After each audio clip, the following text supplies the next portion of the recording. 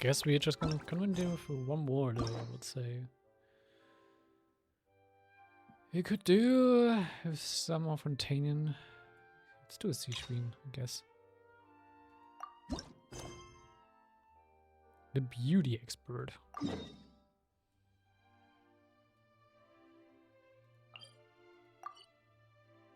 I didn't want to cancel the navigation.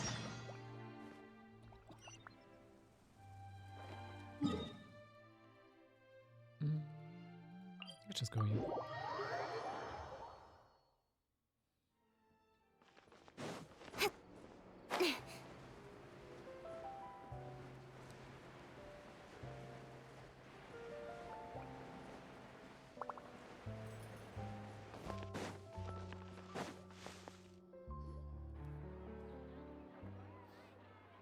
This shop looks popular today.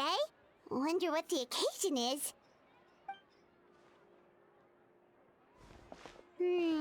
Butterfly Dew Cosmetics now on sale. Huh, looks like it. What's Butterfly Dew cosmetic stuff? Sigewinne's here too! Hey there, Sigewinne! It's been a while. Hello there, Traveler and Paimon. I hope you're keeping yourselves fit and healthy. You bet we are! So anyway, what are you doing here, Sigewinne? The Duke insists I take regular vacations in the court of Fontaine. This one just so happened to coincide with a promotion for a new skincare product, so I came over to take a look. I like to keep up with the latest industry developments when I can, to help me with my magazine articles. Wait, you write? For a magazine? Which one? It's called Beautés en Fleur, and it's run by the Fontaine Beauty Association. I've done lots of articles about skincare for them, using the pen name Maritime Flower. Oh, wow! You're a Maritime Flower? If Paimon's not mistaken, you're one of the leading figures in the Fontaine Beauty Association! I never heard of that. Yeah, since when did you start reading Beauty Max? What's so weird about that? Everyone loves beauty! I really like this role. The staff at cosmetic shops are always so polite. And as long as I wear a big smile on my face, I always get the best customer service. Well, they sure don't want to make an enemy of the Maritime Flower. I got you interested in beauty products, Sigewinne. Obviously, it's because of Sigewinne's love for beauty. Still a leader of the Beauty Association? That's incredible. The truth is, I study this field because I cherish my own appearance. It has nothing to do with being beautiful or not. Oh, the words of a master beautician defy comprehension! Oh, wait, you're saying that natural beauty is the highest form of beauty, right? Not really. Actually, Melusine aesthetics are very different from human ones. We don't view humans based on their appearance. If I had to describe our approach, I'd say it's based on cuteness. I can say that. Oh, really? Yep. Still, I really value my current appearance, and in the process of taking care of it, I've ended up learning quite a lot about skincare and stuff. It turns out, my knowledge and experience is pretty popular with beauty product lovers. It came as a big surprise to me, though. Oh, Paimon gets it now. But speaking of your appearance, how come you look human anyway? Are you, like, only half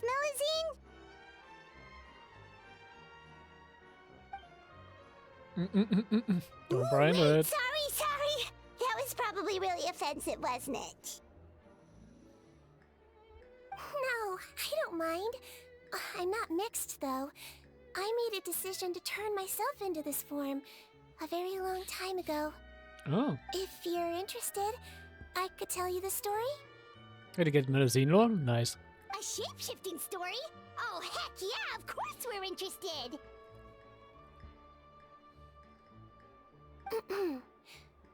Once upon a time...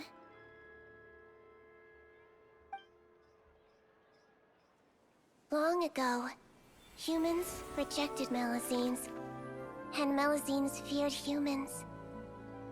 There was one Melusine who became fascinated with human medicine, but no human wanted her help. And there was one girl who liked Melusines, so no humans would make friends with her. So, the Melusine became the girl's friend, and the girl became the Melusine's patient. Your checkup's all done. You're still in perfect health.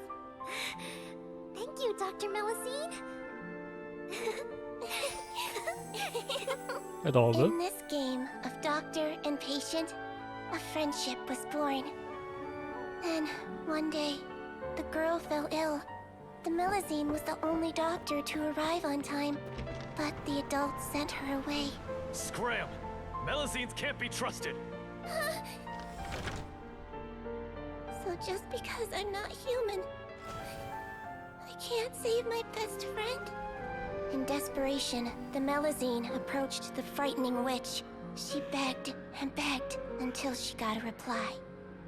If you take this potion, concocted of sin, you will gain a human face. Wait, is this and Rhine grow daughter? human limbs. But then, you will lose everything that attracted this friend of yours to you in the first place. Can you accept that? The Melusine did not hesitate for very long.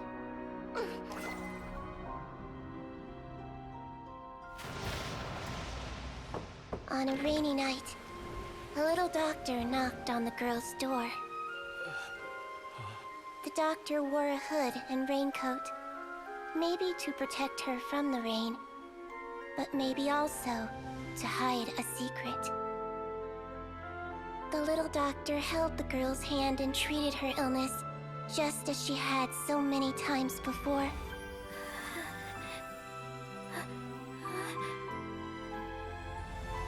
Dawn came, and the little girl's condition improved. But the little doctor was long gone, for she knew her friend would never recognize her again. Kind of a sad story, Since actually. then, I've lived my life in human form. Most people who know me just think I was born this way. Ooh. A witch? A potion? Why does this sound like a fairy tale? I just don't like Rhine Trust daughter. me, it's a true story. Must be the way you told it then. It just sounds so... An incredible kind person, Sigewinne. Yeah, not every Melusine would take human form to save their human friend. That must have been a huge decision. Treating patients is a doctor's duty. We must always find a way, even when the going gets tough. Ugh. It's so crazy that they turned you away just because you were a Melusine. Especially when their daughter was so sick. Also, why I'm thinking of Rhine daughter, because she said this potion made of sin, which refers to them. Rhine daughter is one of Khaenri'ah's sinners, and she's one of the witches of the Hexen Circle. She's also the one who is actually responsible for the Melusines existing in the first place, since she created Alienus, the dragon which sleeps under Fontaine, which is part of one of the world quests. And yeah, she's called one of the sinners, and she created the dragons and stuff from abyss matter, like using material of the abyss. So I'm guessing this was also a potion made with abyss stuff, and since no other witch should actually have access to stuff from the abyss, it's only logical that this is Rhine daughter. Well, sometimes appearance can be a real barrier. But that was a long time ago. I like how I look now anyway. You're cute. Paimon too! You're super cute this way. Attention customers!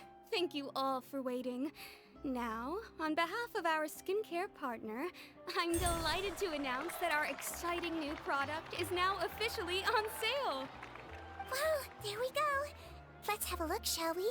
Oh, Paimon, if you want to buy any skincare products, I'll be happy to give you some suggestions. Really? personal advice right from a leader of the Fontaine Beauty Association?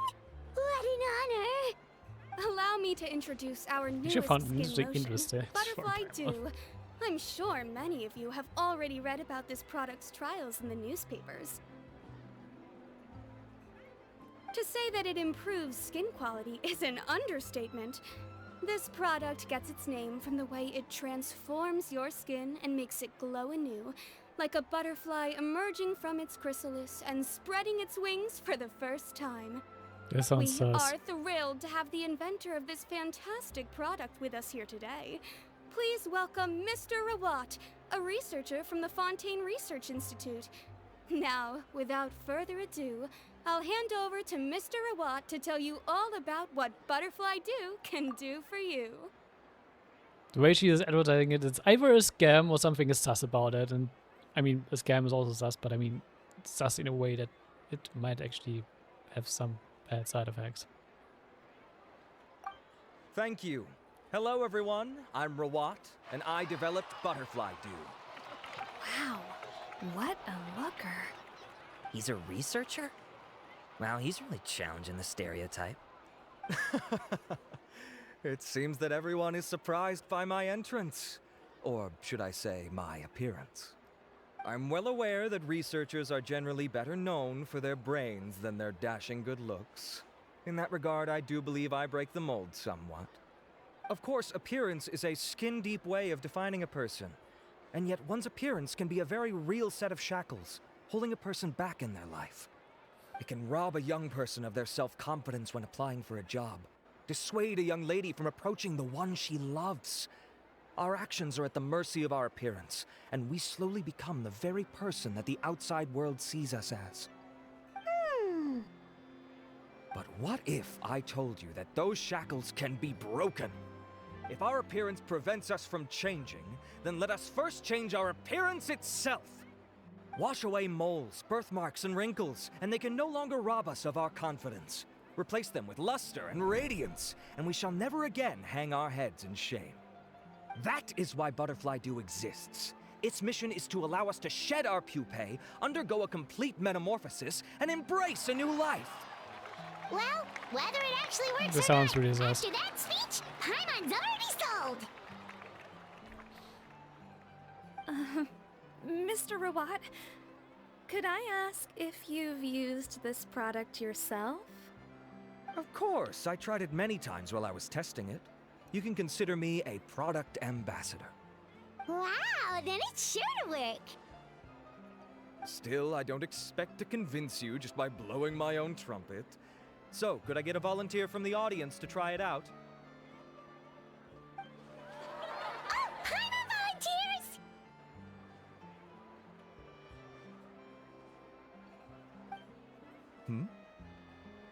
Oh! Ah, what an honor! It appears we have a giant of the Fontaine Beauty Association here with us. In that case, Miss Sigewinne, could we seek your most expert opinion on this product? Sure. Whoa, is that Romaritime flower? They say she's the pickiest user of skincare products in all of Fontaine. Here you go.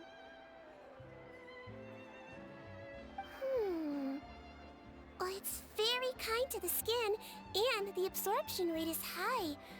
Even for Fontaine, this is a first-rate product. Wow, now that's high praise. I'll take one. Any discounts? All right. Well, all that remains for me to say is, Butterfly Dew is now on sale. What would the side effects be? Music shopping spree really decimates Think the we should buy a stocks. bottle too? Nah, you're good enough already. Aww, really? Well, it's still good to care for your skin though, right? Paimon definitely feels kinda rough from being exposed to the elements all the time. And if you're worried about whether it's the right product for you, well, luckily for us, Sigewinne's here, so we can get an expert consultation.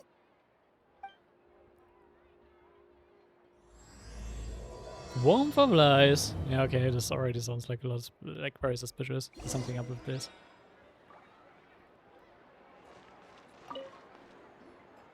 It's an honor to receive such high praise from you.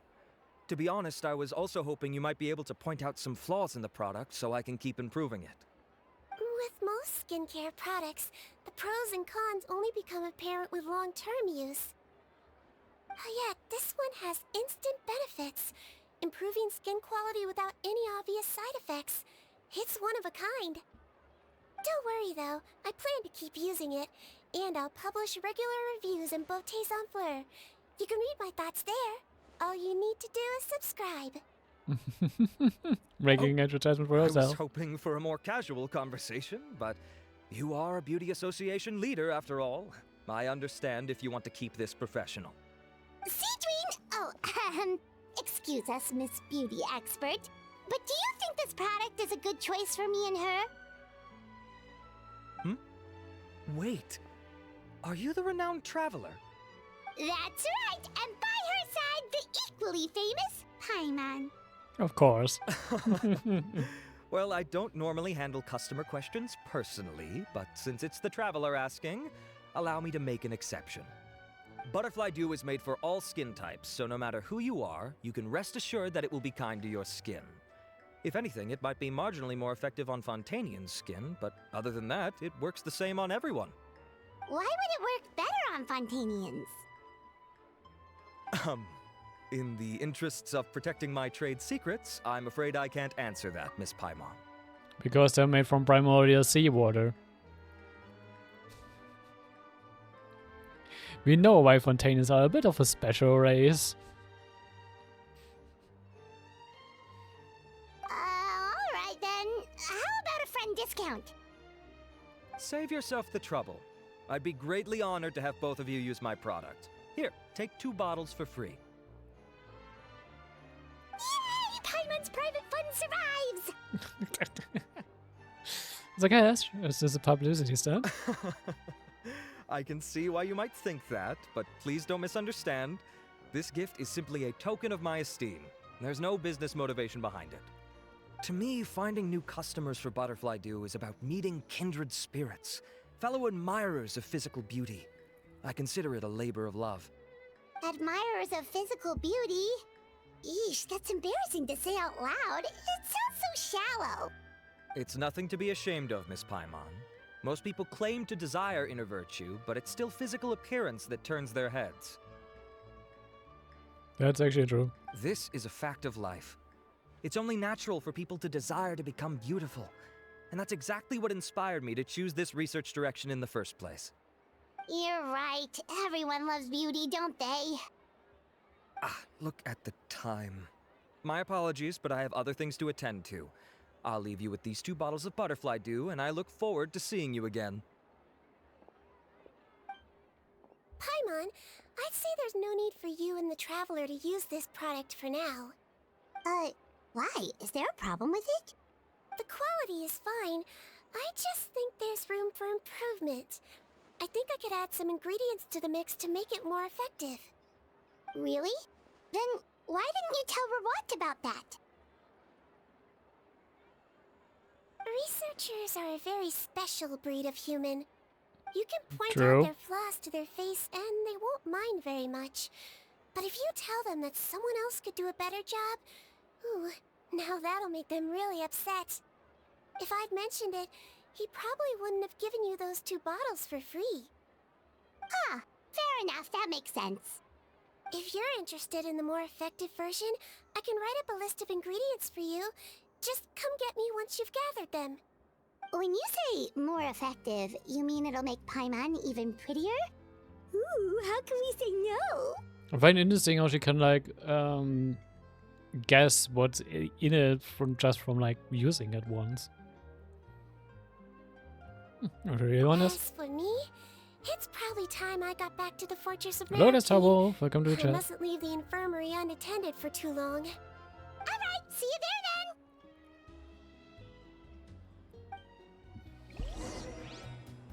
I guess we go ingredient hunting.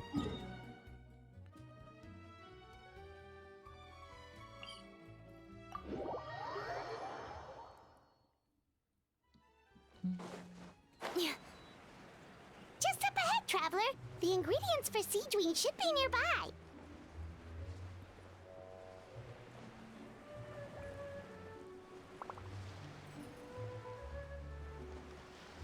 Wait, it's the monster? Why is it a monster material? Well, okay. Lightning, Jericho! Cut to the chase. Speed of light. Huh? Yeah.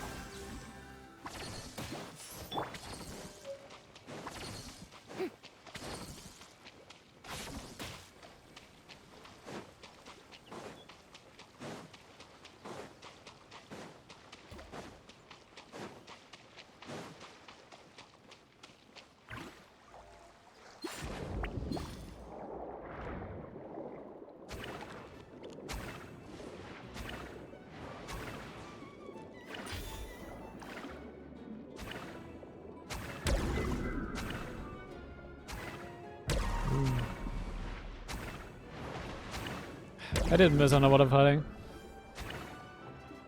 Great! That's everything! Let's head to the Fortress of Mirrorpeed. Fortress of Mirrorpeed. Fortress of Mirrorpeed. It was the best point to go for the infirmary. Probably from here?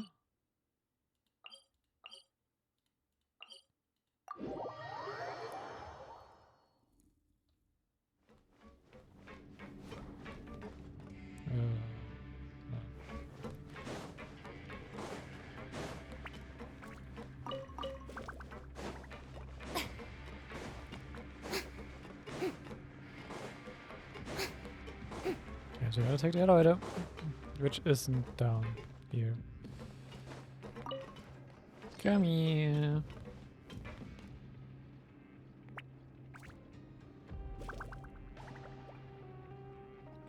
Wow, is it slow?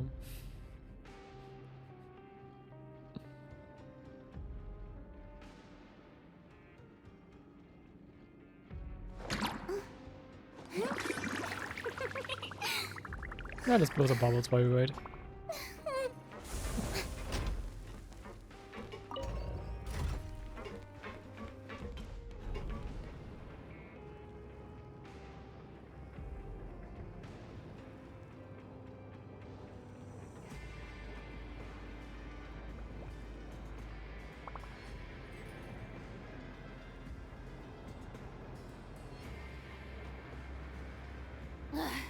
Boring. Isn't there anything else more interesting to do? It's an elevator ride for you.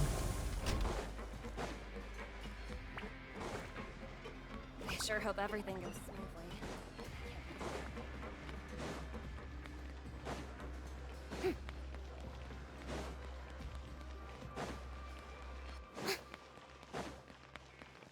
And how did I get up there again?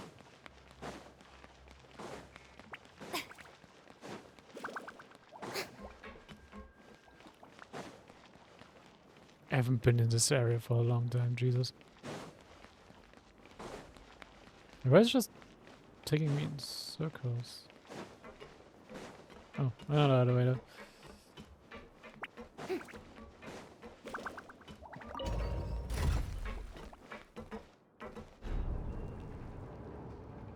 I think I should have just used the teleport waypoint in front of me to begin with. Me.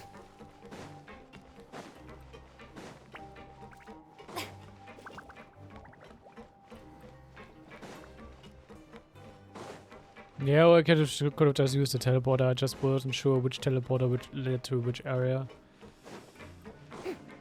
Is that I haven't been in this area for a long already, so yeah. Of course I had to pick the teleporter which had to make me use the lift.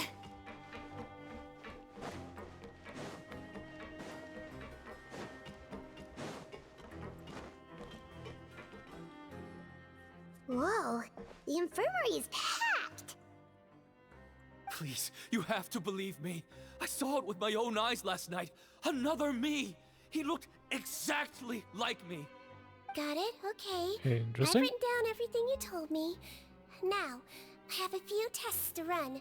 Take a deep breath and don't worry. It's nothing to be nervous about. First, which finger am I holding up? Your index finger, but I'm telling you, my mental state is fine. I'm not crazy. Very good. Now, on to the next. Hey there, Your Grace. It's been a while, huh? Ah, it's you two. Indeed it has. I would offer you some tea, but I'm afraid the timing is unfortunate. Duty calls. No worries. Actually, we were looking for Sigewinne. Do you, know what all of this is about? This inmate came running to the guards in a panic, claiming to have seen his exact doppelganger. A Okay. doppelganger? Doesn't that just mean someone else kinda looks like him? And that's what I thought when the report first reached my desk. But we've inspected our records. No one even vaguely resembles him. Considering how certain he is of what he saw, I can only surmise that he's having some mental issues. So I brought him for a medical evaluation. All right, very good. Take a sip of water and rest for a bit. Evaluation complete. I couldn't find any symptoms pointing to a physical condition. I see. So do you still believe there's more likely to be an issue with his mind than his body? I have to assume so for now. Psychological issues are more difficult to detect. At this stage, we can at least confirm that he is in command of his cognitive faculties. The rumor mill will go crazy if word of this gets out. Guards, take him to the ward for a period of observation. The Marechaussee Phantom has requested my cooperation on a case, otherwise I'd deal with this myself. Sorry for the trouble, head nurse, but I'll have to leave this to you. No problem, Your Grace. I'll add him to my observation list. By the way, we have a couple of guests here who've made the trip just to see you. I imagine it must be important. You probably won't need to add them to your observation list, though. Oh, Traveler, Paimon, it's you. You don't need to be on the observation list, Dave. Hey there, Sigewinne! It's actually not that important, but... I'll be in my office if you desperately need me. Goodbye for now. Okay, bye-bye! So, Sigewinne... Would you mind waiting for just a moment? I have another patient to see. Just find an empty bed and take a seat. I won't be long. Oh, sure! Sigewinne, we've brought him. And he seems to have taken a turn for the worse again. The music in this in the photos of Mary Pierce makes it sounds also like so dramatic, you know, it's more just like casual conversation. It's kind of throwing me off, to be honest. Okay, don't panic. Let's start by sitting him down here. Paimon had no idea how busy it can get for Sigewinne. Maybe now's not the time to ask for her help with skincare. Well, I mean, in the meantime, we could tell her to help. Good point. Besides, it might actually be interesting to observe her at work. Well, this could hurt, so I suggest you take a deep breath first. Did his face melt? What happened to him? It's anyone's guess. His face melted off shortly after arriving at the fortress. But since he's a serious offender, he can't be allowed out for medical treatment. Best we can do for now is ask the head nurse to give him something to manage the symptoms. Oh, this is gonna be awkward. We still need to bring him to the Marechaussee Phantom for questioning. What if he scares them half to death? Will that be our fault? The Marechaussee Phantom? Does this have something to do with the case Risley's dealing with? Yep, it was a huge case. They bagged a few dozen crooks in one fell swoop. And this guy's the baddest apple of the bunch. He harmed countless people. And now, it looks like it's all finally catching up with him. You done gawking? Not yet. I need to check the severity of your ulcers to decide the right dosage. Don't worry. We Melazines have a very different sense of aesthetics from humans.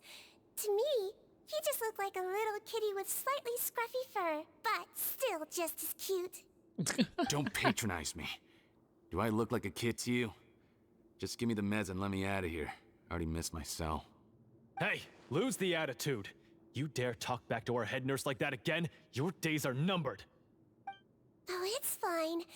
Okay, I'm going to apply the medication now. Tell me if it hurts, alright? Look how nice Sigewinne's being. And he still talks to her like that? What a nasty piece of work. Can I leave now? Wow, not a peep. What a brave little guy. Thank you, Sigewinne. And I apologize for the trouble. She's way too nice for this. So, Traveler, Paimon, did you bring the ingredients? We did, but we don't want to interfere or anything. You're busy saving lives here. Oh, don't be silly. I agreed to it, didn't I? Just hand me the ingredients, and I'll make some time to whip it into the improved version for you. Take a rest here if you want. Or, if you're not tired, I hear they're holding a new pancreation tournament in the administration area. Or alternatively, is there anything we could help you with, Sigewinne? Hey, das ist doch auf Check Gratitude. That's right! Let us help you out! It's the least we could do! Good point.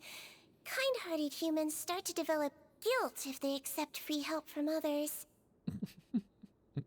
Oh, she's analyzing it. Don't worry. I'll take a look at my schedule. I'm sure I can find something to treat this condition. I gotta warn you, though, it'll be tiring work. So I suggest you take a break first, then come back and see me when you're ready. Why is she like so insistent on than just sitting back and resting? We're ready, Sigewinne! What's our first mission? I found the perfect job for the Traveler. First, I'd like you to lie down in this bed.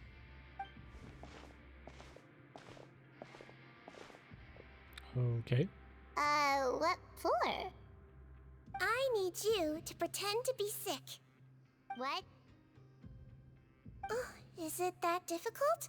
I thought you did a pretty good job last time. Oh, so you knew. I sure did. She was way more interesting than the usual malingering inmates. When you played along very well, Paimon, I observed you two for quite a while after that. Well, this is awkward. But why do you need us to do it again now? No time to explain. My next patient will be here any second. Oh, please, just do as I say. You can, pretend like you've got a nasty headache. And throw in some dry heaving for good measure. Okay. Sure. This is starting out weird.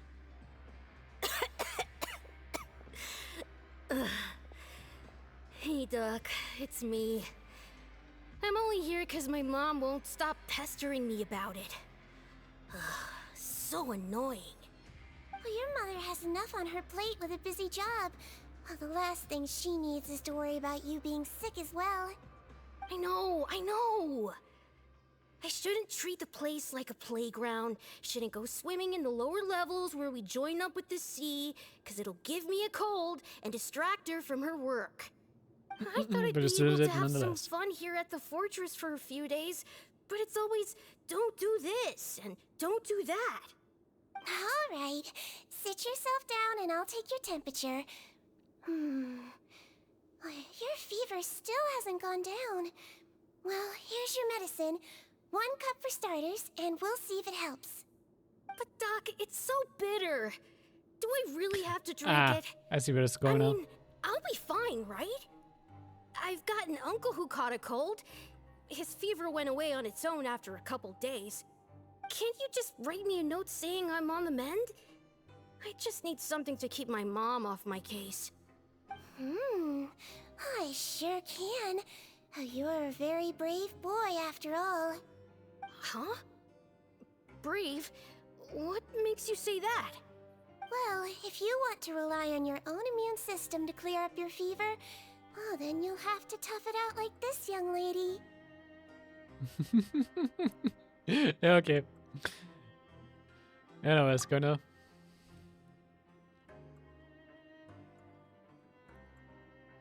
Hang in there, Traveler. Are you gonna puke? Paimon can get you a paper bag. Huh? As As long as you're tough enough to get through the nausea and dizziness caused by the high fever, you'll be right as rain after just a few days' rest. And if I'm not tough enough? Hey, wake up! Wake up! Put it Just this so silly. way, at least you'll never have to see the doctor again, right? I think maybe I'll take that medicine after all, if that's okay. Oh, of course. Here, it's still warm. It's so bitter. All done. Great job, you two. That kid really doesn't know what's good for him. Mhm. His mother's a guard here. She's been working back-to-back shifts lately, but unfortunately his father's away on a business trip right now. She had no choice but to bring her son here for the time being. I just wonder. I was just wondering, also already wondering, why is the kid here and why does he think he can play around in a prison? But okay, yeah, if he's the son of a guard, then it makes a bit more sense. He was quite happy at first. He seemed to think that the Fortress of Meripede would be all fun and games. So you made us put on that act just to scare a kid into taking his medicine? That's a pretty sneaky trick. Seems like there's a whole side to Sigewinne we never knew about. It's a technique I learned from my teacher. Oh, you had a teacher? Who would that was be? she a Melazine doctor too? She was human. She passed away a long time ago. Oh, sorry. No, it's fine. I really liked my teacher, so it's always nice when I get to talk about her with other people. She was a traveling doctor, and since she didn't have a clinic, she'd go out and visit her patients wherever they were. Dealing with the badly behaved ones was her specialty. She used to say, if you can scare the little brats into taking their medicine, you won't have to hear them wailing and screeching when their condition gets worse.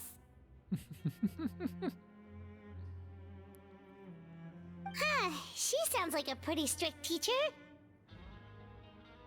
Strict? Well, that's not how my teacher saw it.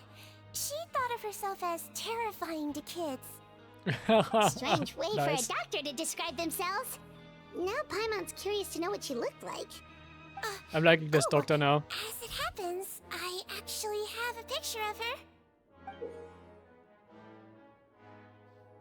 Oh yeah, she does look very strict and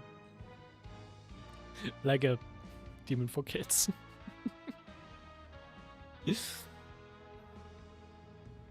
Oh, wow, yeah, okay, that'll terrify the kids. Definitely. Yep. All the children she treated thought she was a witch. Why does it almost sound like you're envious of her? Oh, because I am. If she was here, all the children would take their medicine without any need for tricks. A doctor who looks like a witch. True, they wouldn't dare try anything funny with her around. Oh, me, on the other hand, it's hopeless.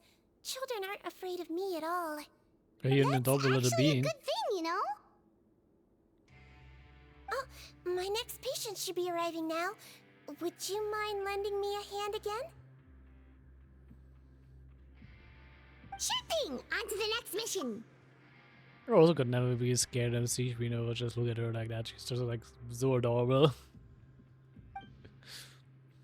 And that's not patient later. Sigewinne is finally done with her work for the day. Is it nighttime already? That flew by. You really have a busy job, Sigewinne. Well, thanks to you two, it was much easier today. Aww. Yeah, look at her. Should we get some rest? It's getting pretty late. Oh, there is one last thing.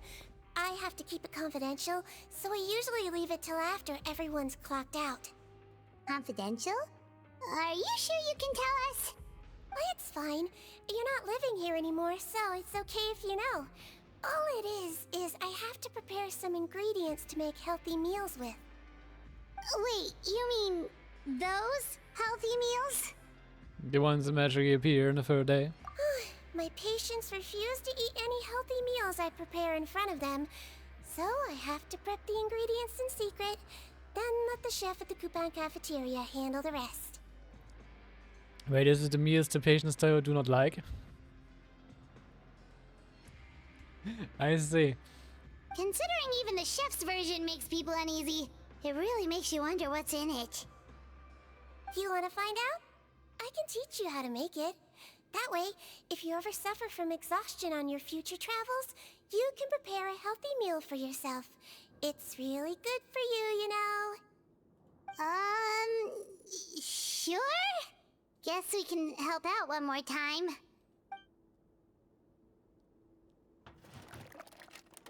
The ingredients are ready.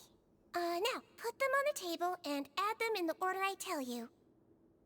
First, we add this special slime condensate, stir it thoroughly, then pour it in.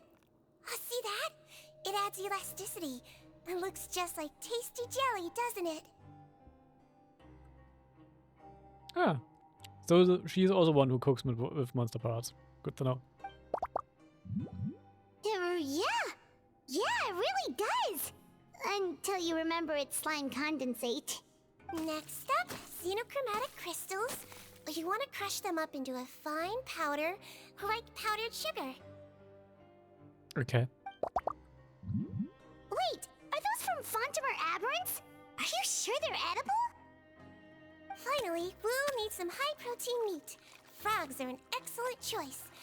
Okay. You just need to clean their innards, and then you're left with some lovely, tender meat. Oh! Frogs. I mean, the inspiration for Fontaine is friends after all, and they do eat their frog legs. And we're done. All that's left now is to pack them into lunch boxes and hand them to Walsey. Yesterday in the production zone, I noticed an inmate who's been working for 2 days straight. That means it's a healthy meal for him tomorrow. Sigewinne really does have the inmate's best interests at heart. Good. Toad. Sounds like a weird concoction, not gonna lie.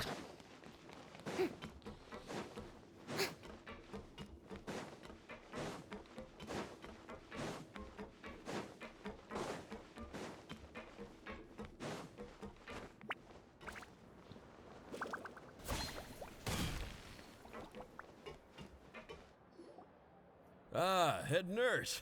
Got some extras for me? Just the one today. The serial number's on the lid. Sounds good. I'll make sure it gets delivered. It's actually a smart way for them to do this, though. Sounds like they're talking in code. Thanks for your help. Oh, it's no trouble at all. I only wish I could do more. You work so hard for all our sakes. I'd happily lose a little sleep if it meant helping you out. That won't do. If you reduce your sleeping hours any further, your health will start to suffer. All right. Nurse's orders. I'll do as I'm told. But you take care of yourself too.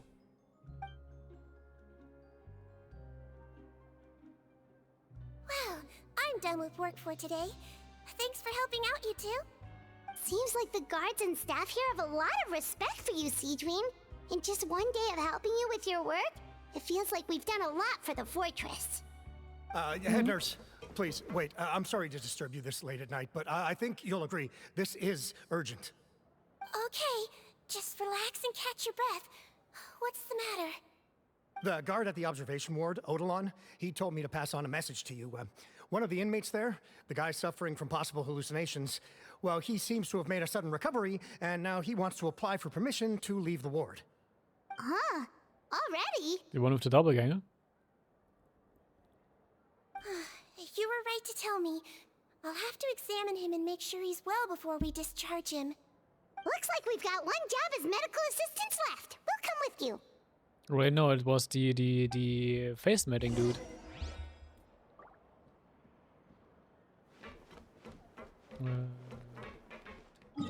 This time let me pick the right teleport point. Thank you.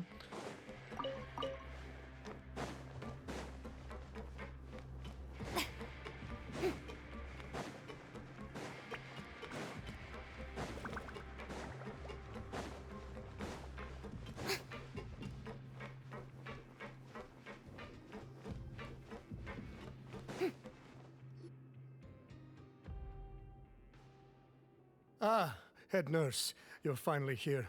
I'm so sorry for all the trouble I've caused you, but I believe I've now made a full recovery. After giving it some thought, I'm sure that I was probably just seeing things. Stress-related, I imagine. I'd been working long hours, so I definitely wasn't in the best state of mind. What is what's Doppelganger do? I totally understand. Still, I have to give you an examination before I can discharge you, okay? So, take a deep breath and don't be nervous. It'll be the exact same procedure as we did this morning. We can start whenever you're ready. Again, so sorry. I was in such a state this morning, I barely recall anything. Would you mind taking me through it again? Oh, not at all. It's a lot to remember. First up, we have a little cognitive test. Just concentrate and you'll be fine. To start with, which finger am I holding up? Your pinky. Decision guidance quickly completes the full series of tests. Alright, all indicators seem normal. So it was a stress-induced hallucination after all? Well, we've certainly had previous cases of mental illness caused by overwork, which is why I carefully observe everyone in the production zone. I wonder how I managed to miss the signs this time. Please, head nurse, you shouldn't blame yourself. I'm just still adapting, that's all. Pushed myself too hard, and I guess I couldn't take it. Thanks for looking after me. I'll be as good as new after a good night's sleep. And if you can give me the okay, I know I'll sleep better back in my good old dorm. It can be difficult to relax in an unfamiliar environment. Alright then, you can leave the ward. I suggest you take 2 days off to focus on your recovery. I'll take you off the observation list for now, so you're officially discharged. Great. I can't thank you enough, head nurse. Mr. Odilon, could you escort him back? Of course. I'm on guard duty in the administrative area tonight, so nothing will go wrong. You have my word.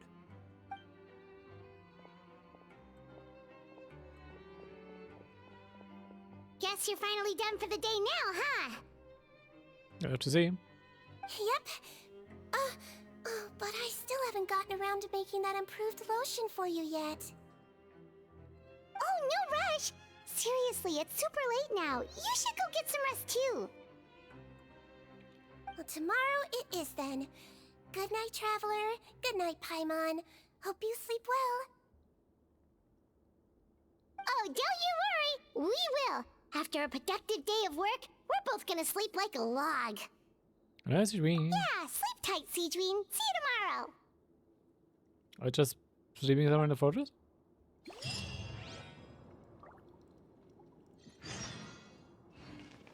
It's switcheroo, okay. Ah, that's nice.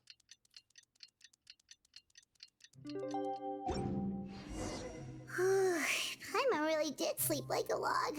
Let's go find Sigewinne.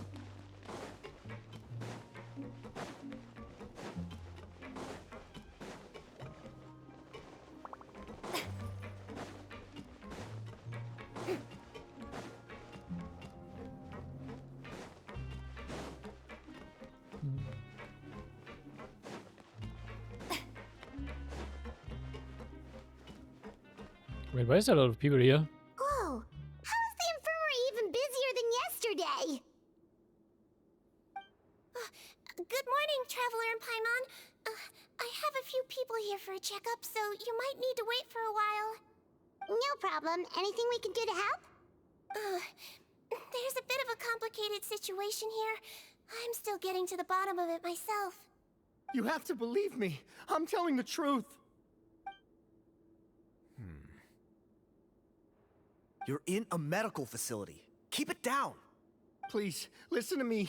I'm not Gascon. I'm Uy. You're a horrible liar, you know that? We get all your mugshots with the arrest warrants. It's clear as day that you're Gascon. You mean because of the way I look? I don't know what happened.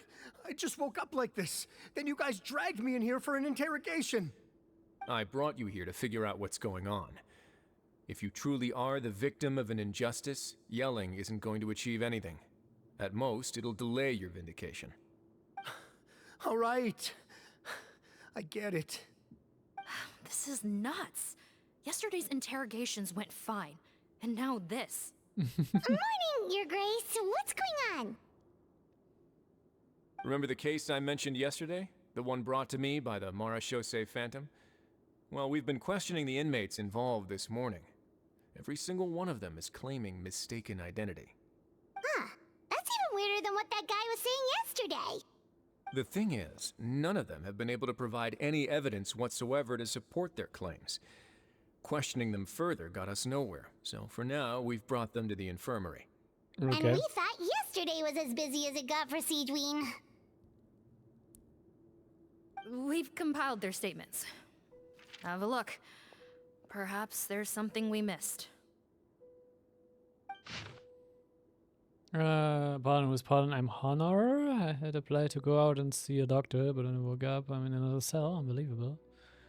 I was going on release today. Should have been the final day of my sentence. Should have gone free. What gives?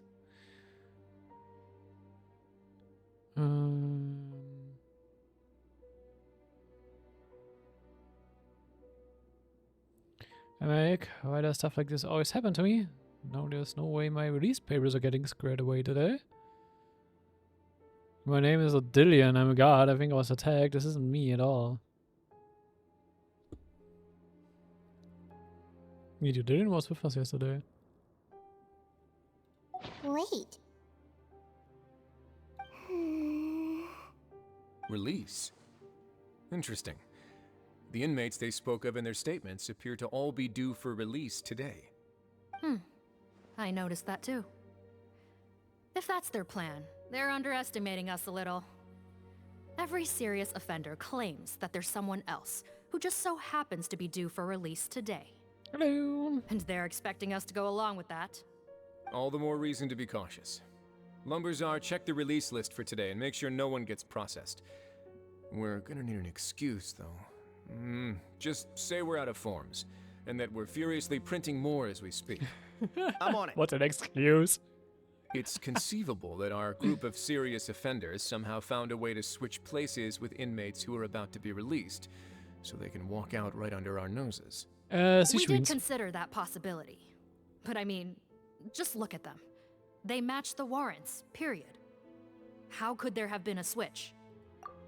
I'm like catching up on some story stuff because I haven't been playing Genshin for actually almost over a year now. So yeah. And I have some like character stories to catch up on.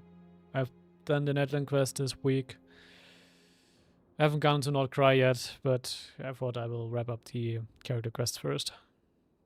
Only if they're dead ringers for the inmates due for release, I suppose.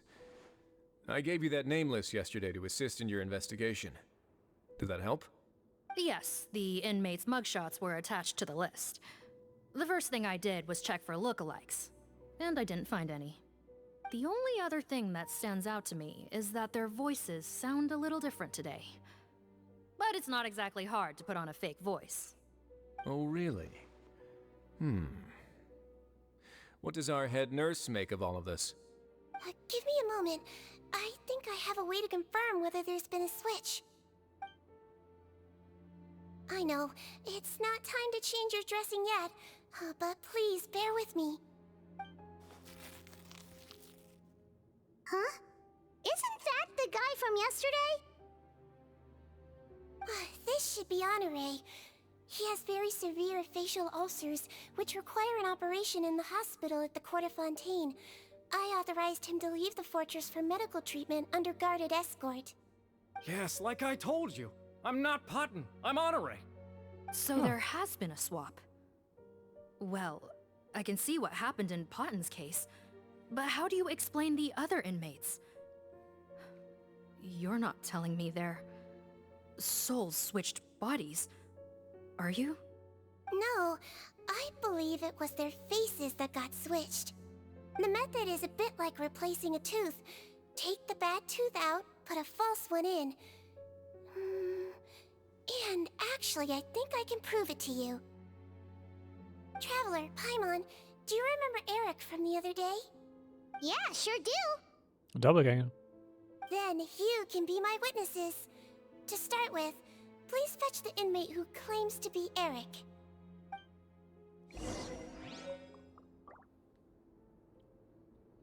Who claims to be Eric? Okay.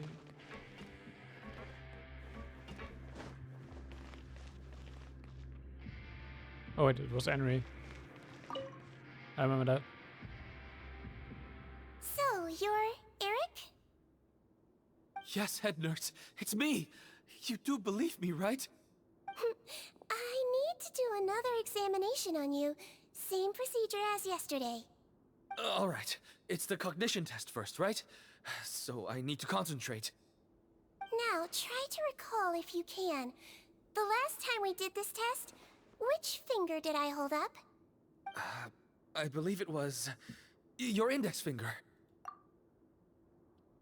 There it is. It's the Eric from the morning. So the one they hold and released from the ward yesterday was a different one, because for him we showed the pinky finger. But that means... There's two Erics. Huh?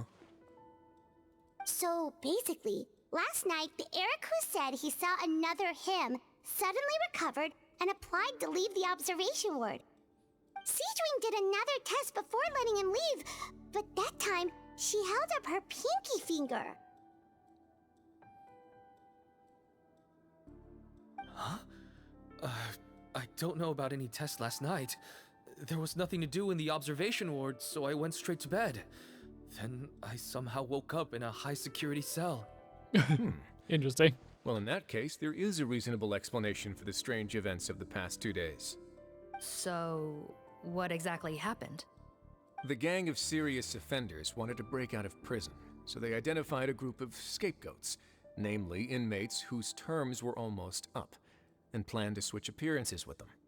Last night, when Odilon was on duty, they ambushed him and had one of their group switch appearances with him using their face-swapping method. That allowed them to avoid scrutiny from the other guards. Then, once all the other inmates were asleep, Odilon spent his night shift carrying out the remainder of their switcheroo plan. However, they made one mistake. Henri changed his appearance to match Eric's earlier than he should have done, and ended up being spotted by the real Eric.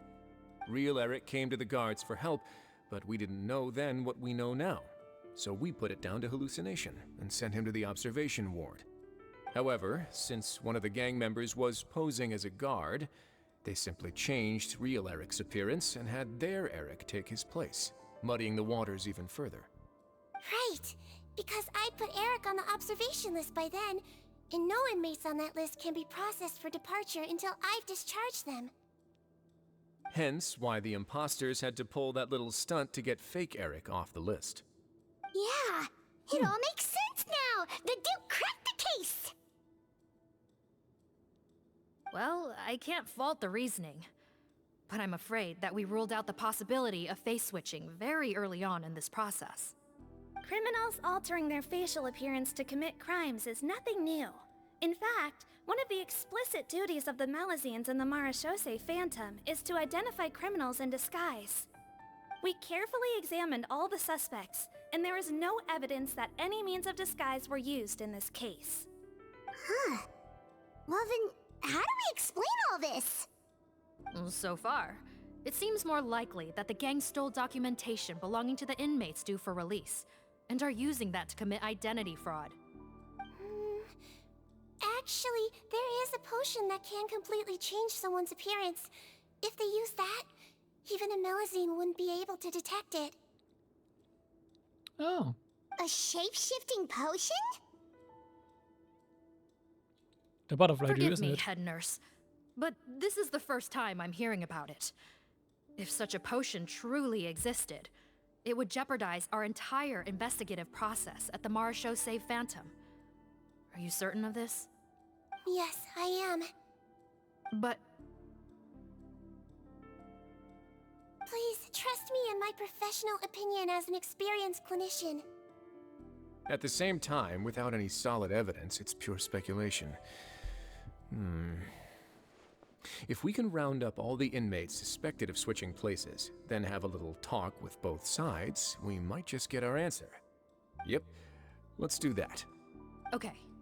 Well, it was our negligence that meant we had to come and conduct these post-internment interrogations. And I know it's put you out. We'll do it your way. Your Grace, bad news. I paused the releases like you asked, but we were too late. A bunch of people already got processed 2 hours ago.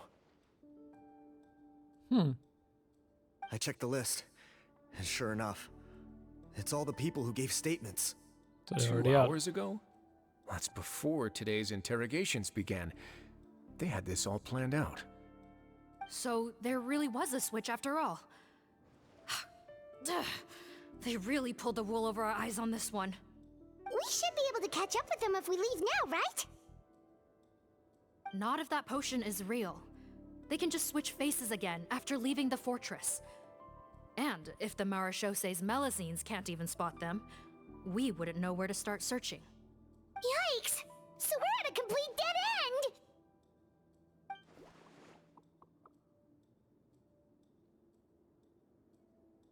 Well, technically there is one more lead we could follow up on.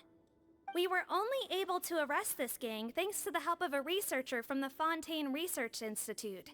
I believe his name is Rawat. Oh? Ah, there it was, Isn't ties that the back. handsome guy we met at that skincare promotion?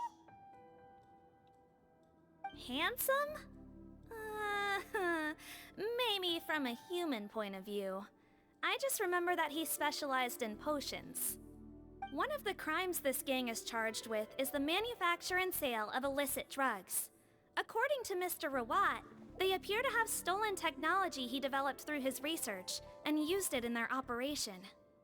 At first, he thought it was a typical case of intellectual property infringement, and he tried to negotiate with them. But once he discovered their criminal operation, he reported them to the authorities. Thanks to his report, we were able to swoop in and arrest them all in one go. What a hero! Bet that took courage on his part. No doubt. This is worth following up on. As the one who snitched on them, it's highly likely that Rawat will be targeted by the escapees. That aside, since he's negotiated with them in person before, there's a chance he'll have some additional information for us. Understood, Your Grace. My team and I will head to the Fontaine Research Institute right away. In the meantime, please keep an eye on the face switch victims for us. Of course. Miss Morgan, I'd like to come along and help you catch these criminals. Huh? Why's that?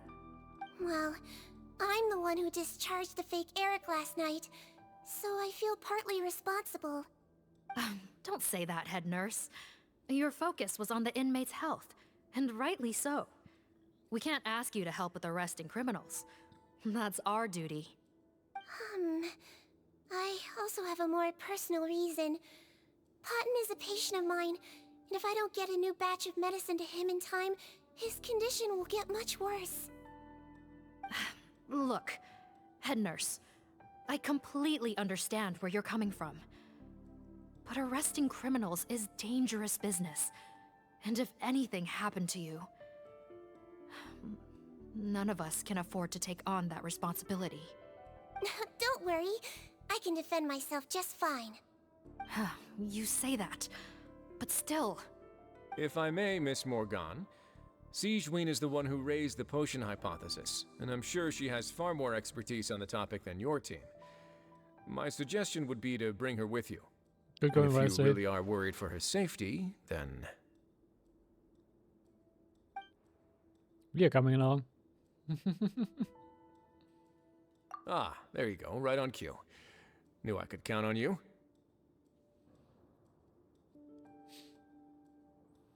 Okay. Well, since this plan has the Duke's blessing, far be it from me to refuse. We should head off immediately. Time is of the essence. And let's go, go, go. As Million would say, let's go, go, go.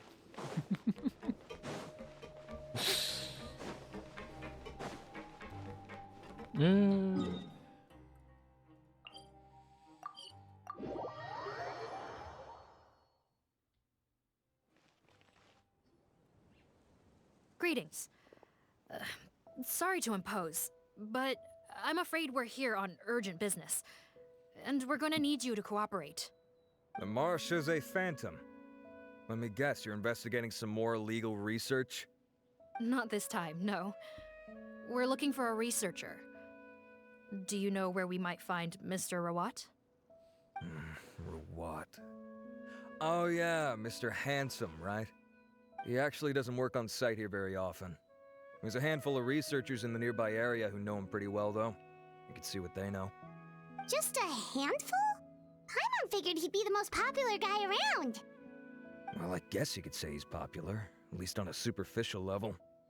He's blessed with good looks, so he tends to make a good first impression on people.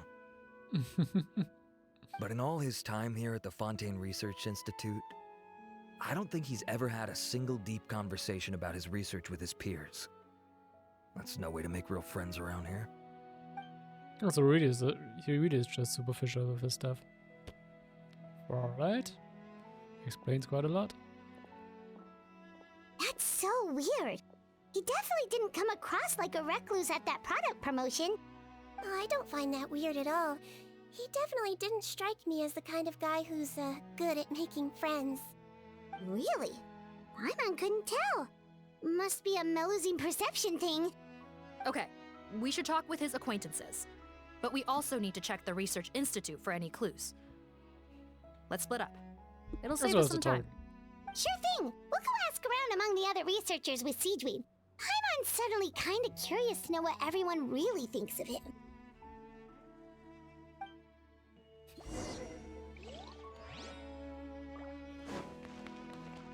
Okay. Are they like all outside?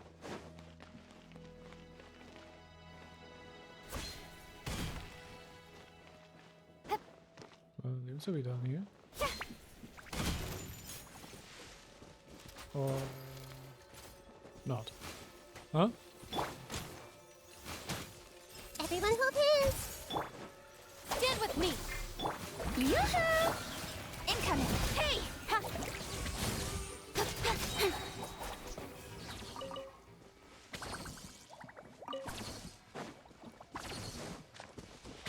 Oh, just do it. I just missed him.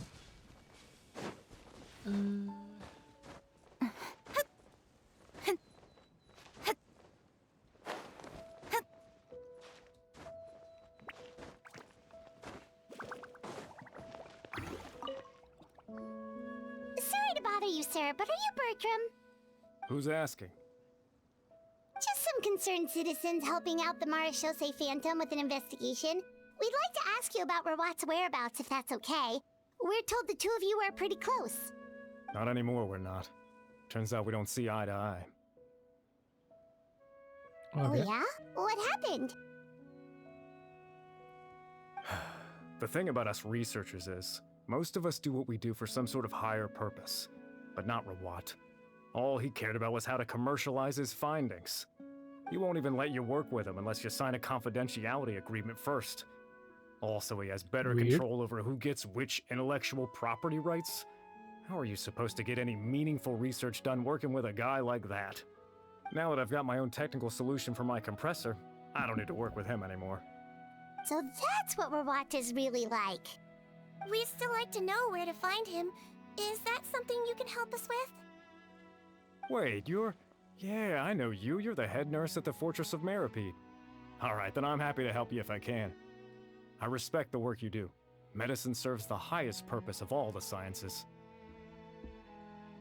Oh, he's a cool dude. Wow, turns out Sigewinne's got some real clout. Thing is, I have no real way of knowing where he might be. I stopped working with him 2 months ago, and I've barely seen him since. But if you want my advice, I'd say go talk to the peddlers. There's a few he meets with every other day or so. Maybe they know where he's at. Peddlers? Yeah, back when I was working with him, I noticed he met with them quite often. Wouldn't surprise me if they were involved in some shady business together, because it seemed like they went out of their way to avoid discussing anything in my presence. The little I overheard was about manufacturing and selling pharmaceutical drugs. Like I said, he's all about the money. Drugs? Doesn't he work with skincare products? Do those count as drugs? Who knows? Sus. I never cared to find out. He's the Mora grubber, not me. Thank you. You've given us plenty to work with. Welcome. Goodbye, and may we both reach new heights in our scientific endeavors.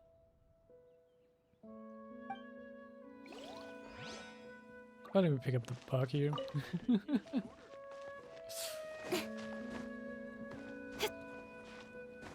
Oh, please let me climb over this. Thank you.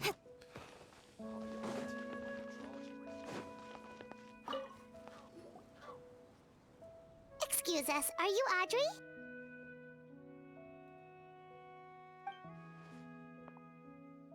That's me. What is it? Are you close friends with Rawat? We're trying to find out where he is. Close friends?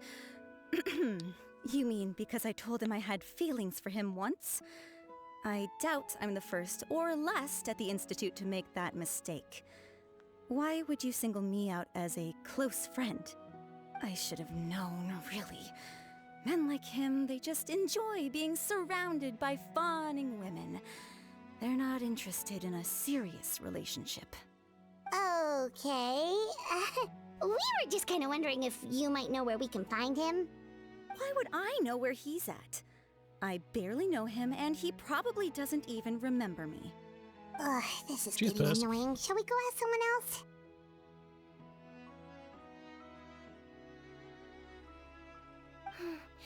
I think she knows Rawat better than she cares to admit. If we leave now, it might be a wasted opportunity.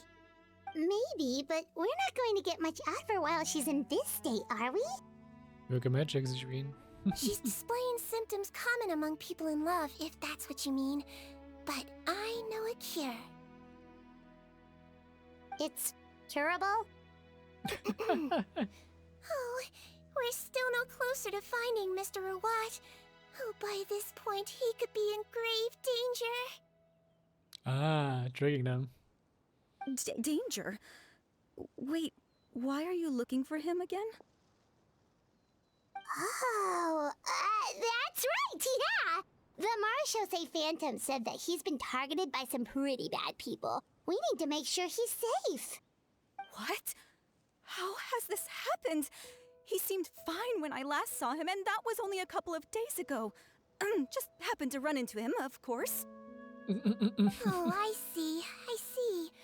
Well, do you have any thoughts on where he might be right now? Okay, but this is purely out of concern for his safety. If he's not at the Institute, he might be at his mother's place. I heard she raised him alone, that they had it pretty tough financially, and these days she's housebound due to illness. He makes regular trips back home to check on her. Oh, okay. Do you know the address? Nope, sorry. I only found out the thing about his mother because it came up in conversation once. I was just trying to find out more about him, so I could get to know him better. When I told him I had a crush on him, I offered to help him take care of his mother. And yeah, maybe that was a stupid idea, but did he really have to yell at me for it? It's like, fine, I can take no for an answer, but what's with the temper tantrum? Unbelievable. These guys only want to show you their charming, well-groomed exterior. They can't stand it when a few home truths shine through. Looks like her love syndrome is flaring up again. Yep. We need to find out Mr. Rawat's mother's address. Let's check with the Marshose officers when we regroup. Cool, sounds like a plan. I might have a record on it.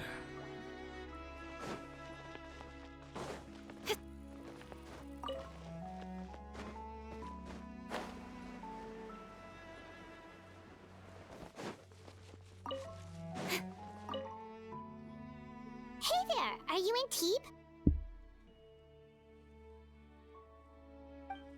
What do you want? ask about Rawat. Any idea where he might be? We were told you were pretty close with him. Close? Not sure that's the word I'd use. He wouldn't even let me use his patent. Huh?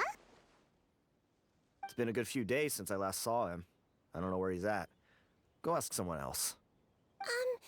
Would the patent in question happen to be related to the new skincare product he developed? Yeah, kinda. Butterfly dew, or whatever he calls it. I heard he made a tidy sum off of that one. Okay, now we're getting somewhere. Keep going. Most of the other researchers here focus on mechanics, energy, stuff like that. I get why he wouldn't be interested in having anything to do with them. But I'm studying coatings. There's a huge overlap in our areas of research. Why would he refuse to work with me? I bought his product once, and noticed it contains a unique substance that might have applications in coatings, too. If it worked out, I could probably make as much as he's making. Don't get me wrong, I had no intention of plagiarizing his work. I was hoping to get official permission to use his findings in my own research. Followed the proper procedure. It was all above board. I would have had to pay him a license fee and everything. But despite that, he turned me down not once, not twice, but 3 times. It's like he's vehemently opposed to the idea of anyone else making the kind of money he does. Huh, so is Rawat antisocial, or is this guy just jealous? Or maybe both. Well, it doesn't look like we're gonna get any info about Rawat's whereabouts from him. Let's go! Wait, 1 second. Mr. Antibes, next time you go shopping, you should buy some Buell fruits. Peel the skin, steep in water, then drink. It'll help calm your mood. Huh? Yeah. Thanks.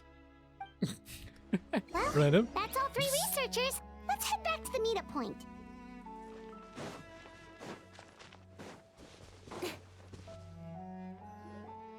You know, Hyman started out thinking Rawat was a handsome researcher with a friendly and cheerful personality.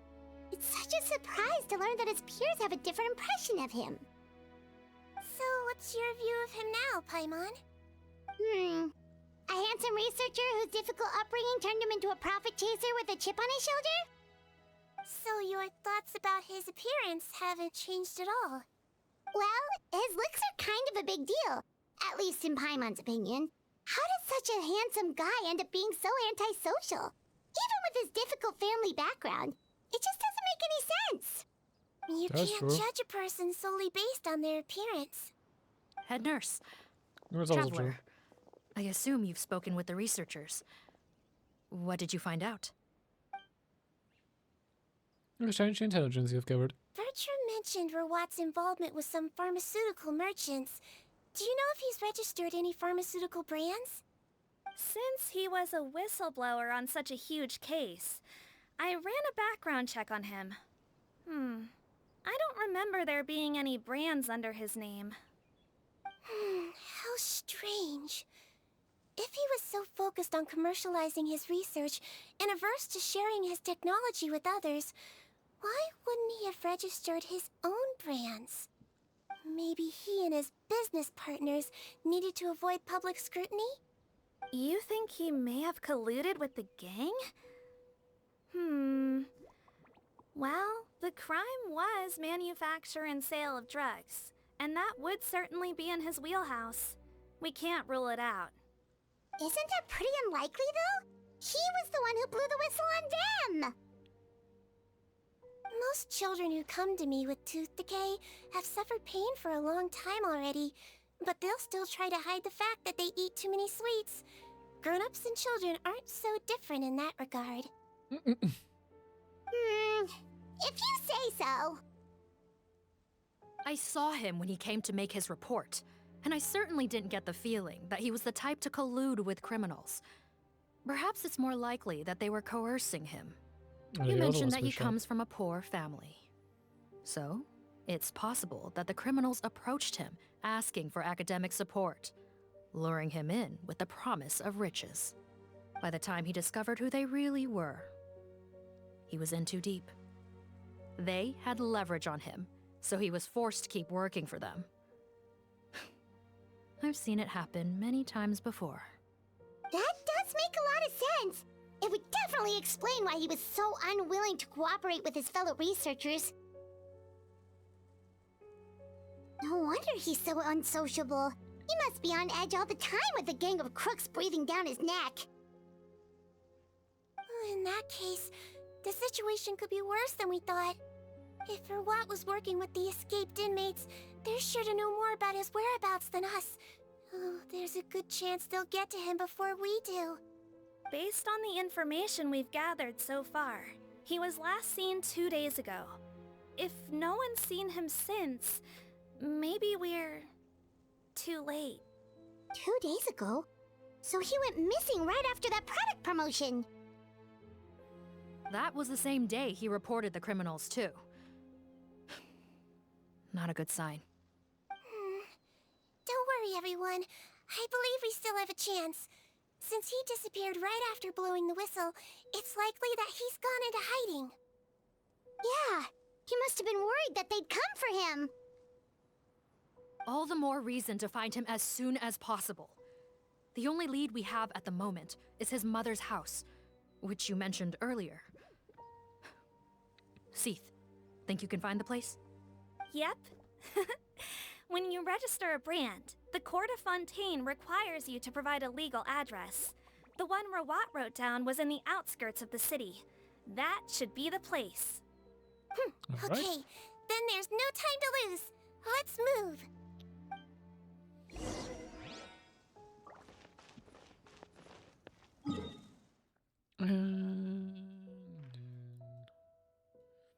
Did it mark something for Questio? What was it? Yeah, it did mark stuff in the past. Oh, that's way in the outskirts. Wait, isn't this also very like Wentworth? Was it there? Is it goodbye to Caterpillar?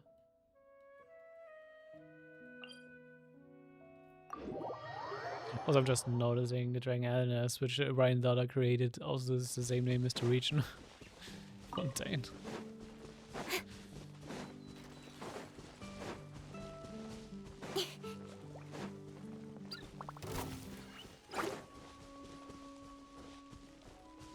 Moving along. Dendro slime.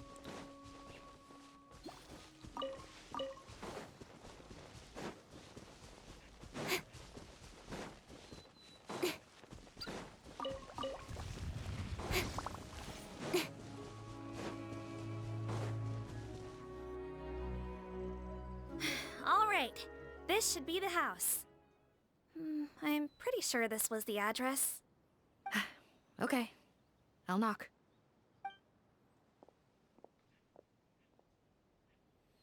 When you knock several times, no one answers, but you hear a fan sound. Sounds like whoever's inside has restricted mobility. Oh, it seems serious. Oh, what's the fastest way to get this door open? Break the door down? No, I'll handle it. Let the expert deal with it. There'll be a mountain of paperwork if we damage a citizen's property. Fair.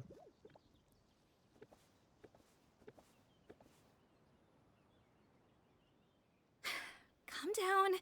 Deep breaths. Remember your training. Control your strength. And...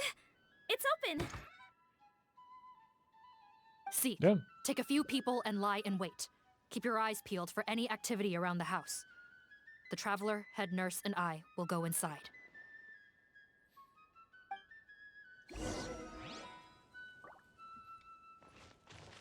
How did you open it with just the strength? No, don't look this way. I'm supposed to be hiding, remember? Captain's orders. You're not really hiding very much if your head sticks out, you know.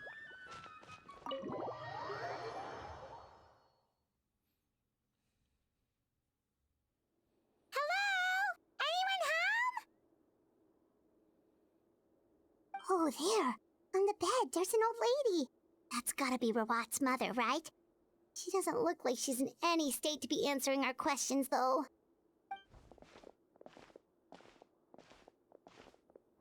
We could try, but she is very ill.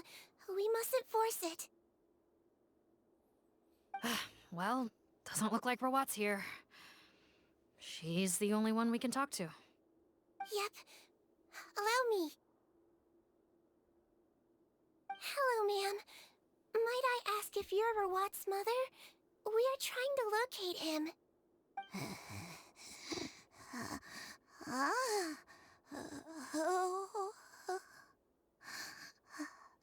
I have a little of a suspicion right now. Hard of hearing, perhaps. Does anyone have a picture of Rawat? I have one here. I'd like to show you a photo, ma'am. Is this your son? Do you know where he is?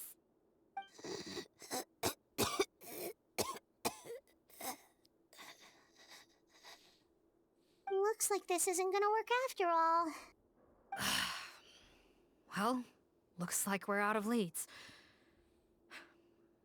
If Rawat's not here, things are looking very bad for him. Is it possible he could have avoided returning here because he knew he'd be in danger? Maybe. But if so, where do we look next? Maybe we should take another look at the Institute. Yes, so. I suggest we all return there now. We found a good amount of useful information the first time, but perhaps there's something we missed. This is our last hope. Sorry, officer, but could I stay here for a while? This patient requires some care. Of course. Traveler, stay with the head nurse. You're technically here as her assistant after all. Got it. Also, I'd like some Marechaussee members to stay as well, and keep an eye on the area. Why's that? If Rawat knows how serious his mother's condition is, he will return. Got it. Okay. I'll tell the squad members in hiding to stay put and keep a lookout.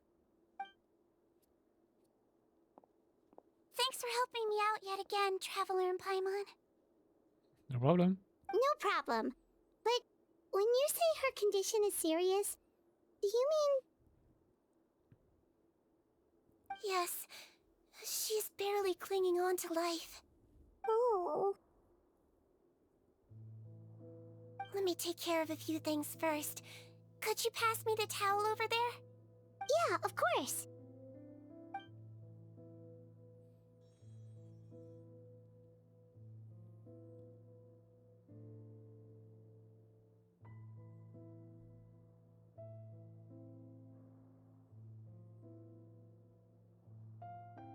I can tell that her family has tried a lot of different treatment methods, including some very expensive medicines. Unfortunately, her condition is so multifaceted that a recovery looks all but impossible. How can you tell that? Paimon bets being a nurse must be pretty tough at times like this.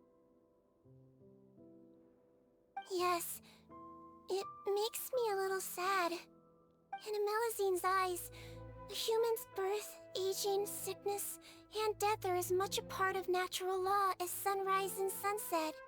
But human medicine can defy that law to some extent.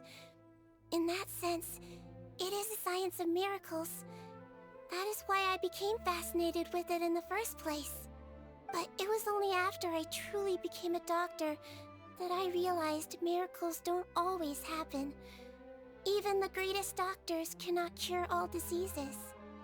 Sigewinne. Well, don't worry about me, Paimon. A doctor's duty is not to cure all diseases, but to treat whatever ailments they can. At the very least, I can lower her fever. That way she'll suffer less, and she might even be able to see her son. Yeah, all the more reason to find Rawat as soon as possible, even if we don't catch those crooks.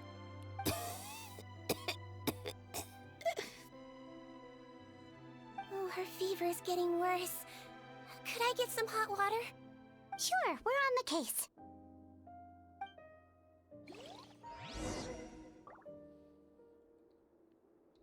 Alright.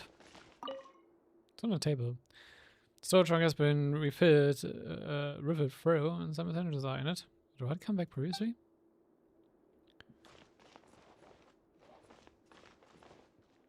Check the table. Oh. Check the cabinet. Found it. Watching just this, ready-made hot water here. Huh? This cavern seems to have a hidden compartment. Does. An underground lab is written down in the journal. Talk to Sigewinne. To raise their family photo should have been. Why was the photo itself been removed?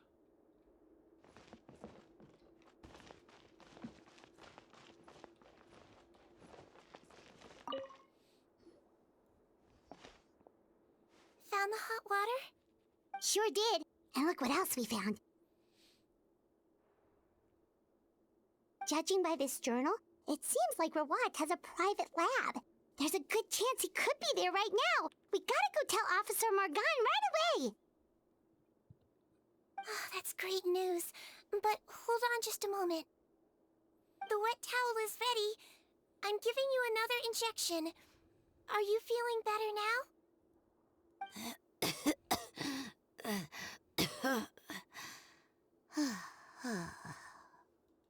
It's all right.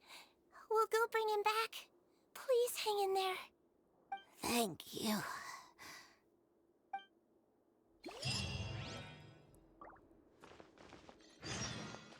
I said something about a journal, but I guess we're just ignoring that.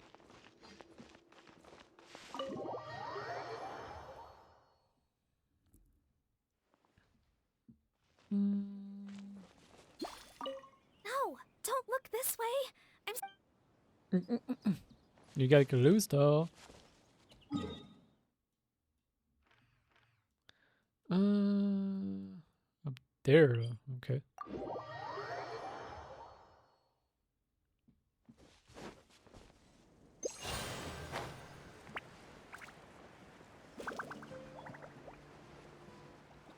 Oh.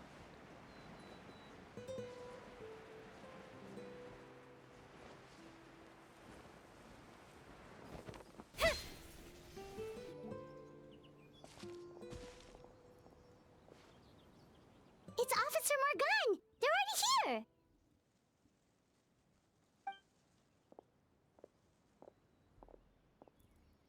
We came as soon as we heard the news. I can't believe we were so careless. The most crucial information of all was hiding right there, in that room. And we missed it. But I didn't Don't know. blame yourself. Right now, we need to focus on finding a way in. There's a mechanical door over here! Hopefully the instructions in Rawat's journal will help us open it.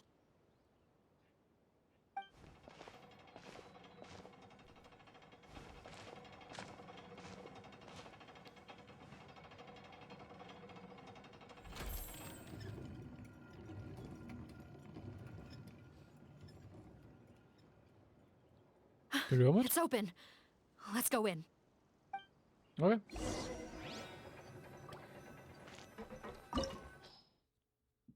Command element, water, yeah, sure. Let's go. Do just water. Let's go with this party. I can also go for some eyes. I like cryo. Ah, we can see Sigewinne first.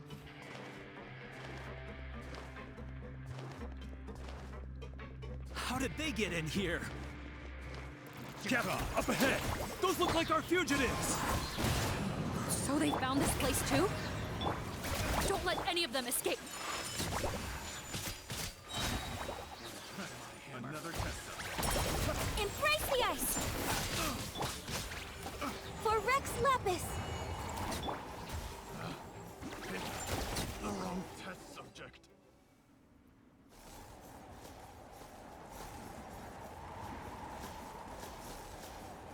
Captain, according to our list, many of the fugitives aren't accounted for. There may be others hiding deeper inside the facility. Ah, so these guys were just the lookout crew. The Marashose Phantom! How did they find this place? Wait, it's that guard from the fortress! The fake guard. That's right, I'm on your side. I mean, the Duke sent me. What's the matter? Some sort of mix-up? Mr. Odilon, didn't I tell you a few days ago that you need to stop all field work until you've recovered? Well, you know, Gotta help His Grace out. Share the load. Officer Morgan, this man is an imposter. The real Mr. Odilon has no recent health issues. What? But I... Looks like the head nurse was right about the face-swapping method. Arrest them all! Got him! DuPont, stay here and keep guard. And watch the exit. If we're not back soon, call for reinforcements. Got it.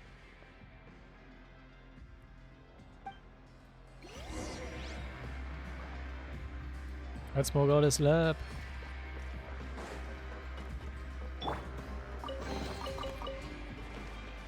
Don't slip and fall. Whew.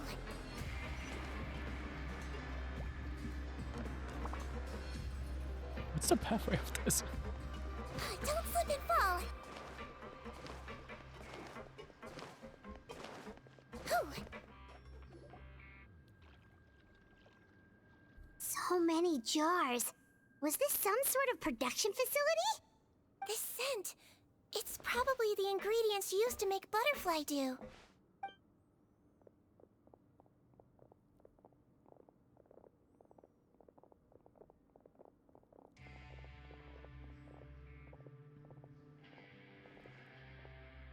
How come they're all empty?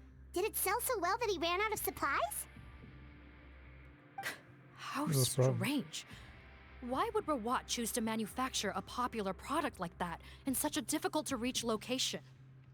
Given our suspicion that he may have been coerced into the illegal drug trade, I would have thought that any production facility we find here would be used for illicit purposes.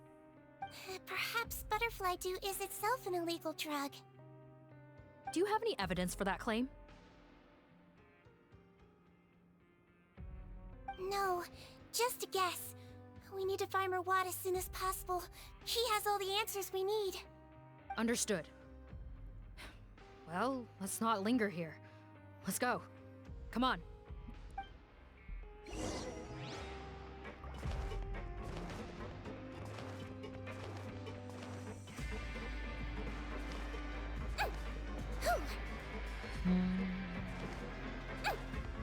Don't slip and fall. Doesn't look like we're gonna get this door open. Let's find another way around. Well, that's because the corridor is more to it.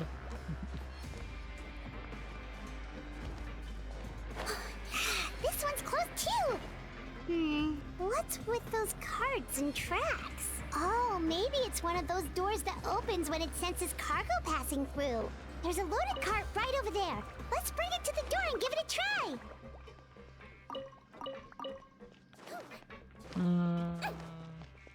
Okay, gotta come in. Don't slip and fall. Can rotate it kind of clockwise, please.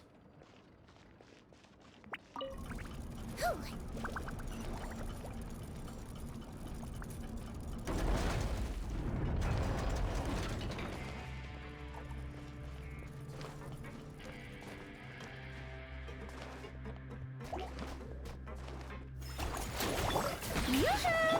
Born of ice and frost. My apologies. Oh, it's more.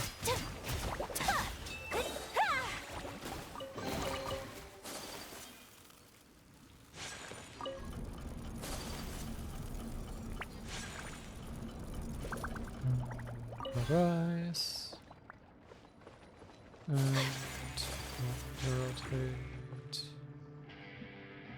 Wait, why is there two cards?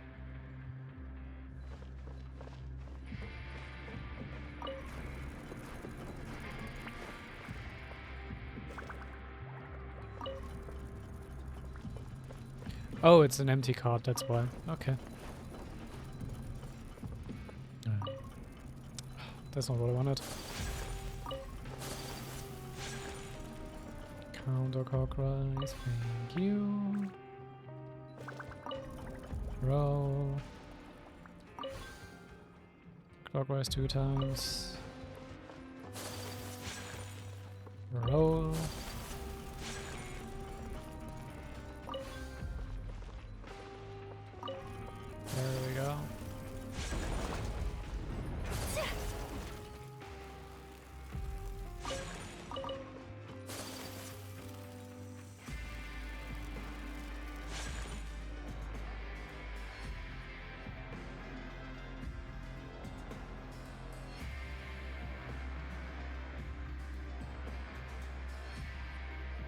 This room's much smaller than the others. Judging by the implements on the table, this looks like a potion-making lab. Head nurse, over here.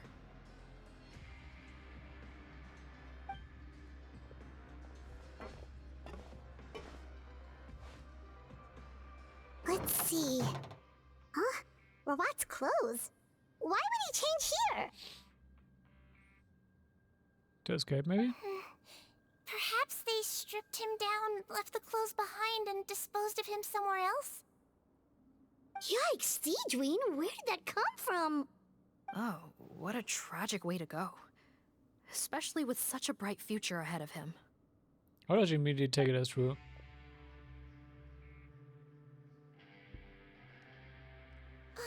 There's a path leading further on, Officer Morgan. Let's keep up the pace.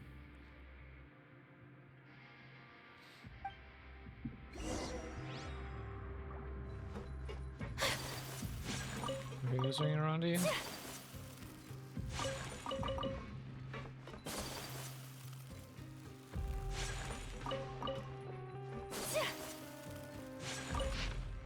Experimental log. The supply of the source fluid has completely dried up, though that means this fine batch will be able to fetch a good price. Finding a way to refine the liquid might be a better use of it. No, it's too late. Source fluid, huh? Let me guess it's primordial seawater.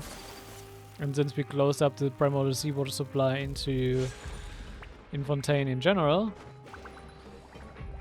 he has no access to it any longer, since Neville locked it up.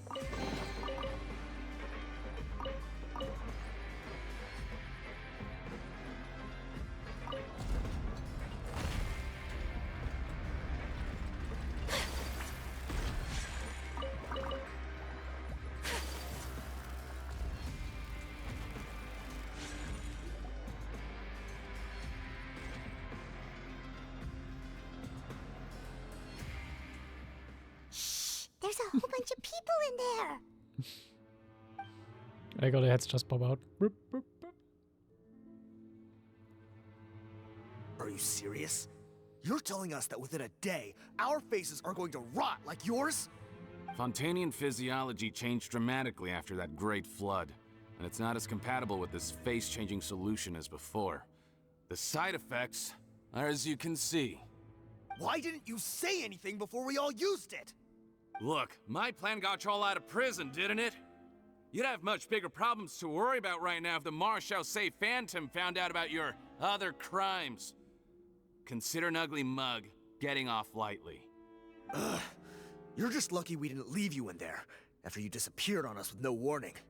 We only let it slide because we're former partners. And now you have the gall to pull a stunt like this? Partners? Make no mistake, each of us is only looking out for himself. If you place too much trust in others, well, I'm afraid that's your problem. You hid things from me too. Remember how you each had a spare potion? You kept quiet about it until we planned the prison break? Oh, and you didn't have a secret spare?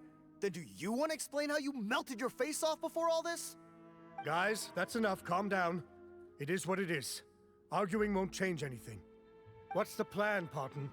I'm assuming you brought us here for a reason? There is no plan. We followed him here on the promise of more juice, but it turns out there ain't a drop here. Besides, what does it matter now anyway? He already said, even if we did get our hands on more of that stuff, switching faces again solves nothing. They're still gonna melt off eventually. I said enough arguing! Parton, tell us the plan. The most practical solution is to continue using the potion. Keep switching to a new face before the ulcers can start forming. Are you kidding me? This stuff was hard enough to get a hold of even when we had a supply. Now you're asking us to use it like skin lotion, after the flood all but wiped the supply out? Well, there is another option. But you'll have to make a deal with me first. Okay, now we're talking. What's the deal? I have a document I took from that researcher that details how to make a replacement. Just give me one bottle of the undiluted fluid, and I'll get to work. What's the problem? I thought you always kept reserves. Or do you really just have one spare bottle each? What do you think? That we were shipping them into the fortress of Meripede by the basket load? Well then, say hello to never showing your marred faces in public again. Ugh, I've heard enough! Get him! Let's see if that document even exists! Freeze! Marashosei Phantom! What? Who let them in? Officer Morgan, before anything else, please find out Rawat's status. Rawat? I don't see him.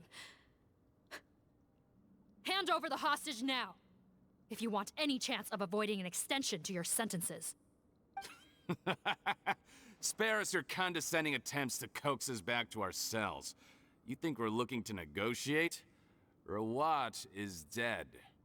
Pardon? Arrest them all! Don't let anyone get away!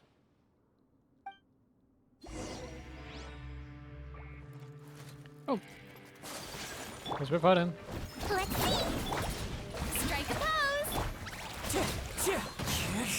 No touching! Whirling snow! Kami Satorat! Sumetsu! As one with wind and cloud! Access denied. Test subject. Yoo-hoo! He might feel a little prick. Calm down! Born of ice and frost. Huh. Gotta say, I never expected to see the head nurse in combat. Some patients respond better to a more aggressive treatment plan. Did we get everyone? Captain, we finished the head count. Potten's missing. Over there! The door's closing!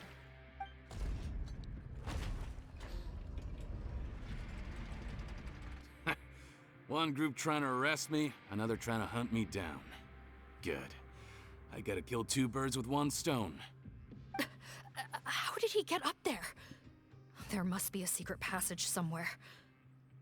Find it! Don't waste your energy. I already sealed it off. How naive. We have more people outside. If we're not back out by the agreed time, they'll come to our rescue. Well then, you'd better hope they get here in time.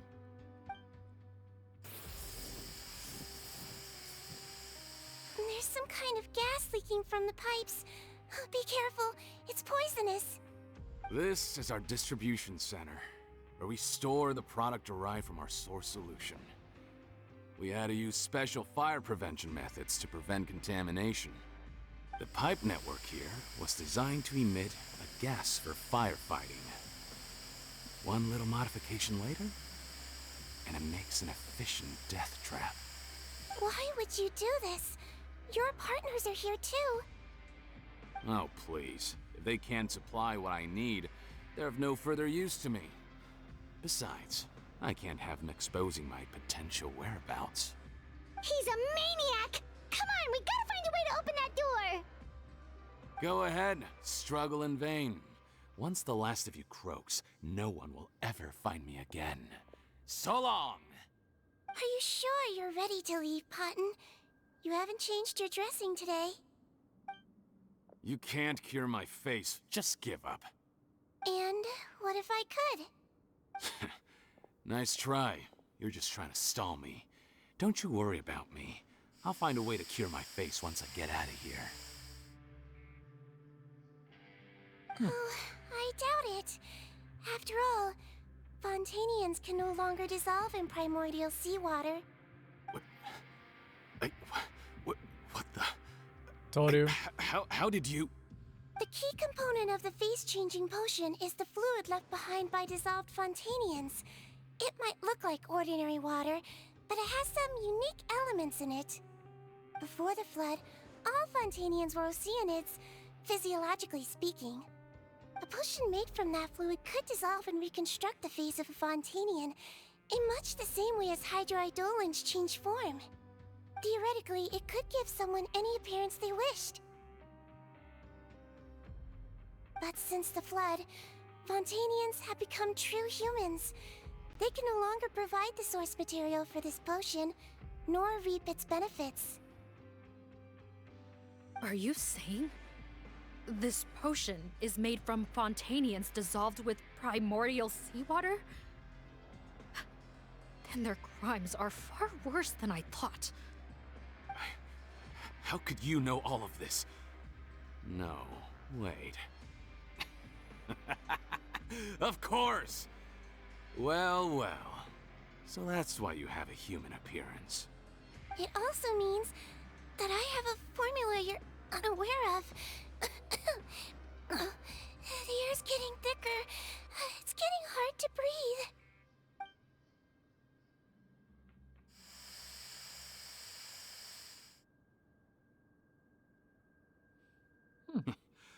I might get to make a deal today after all. Alright, keep talking. How do you intend to give me the formula?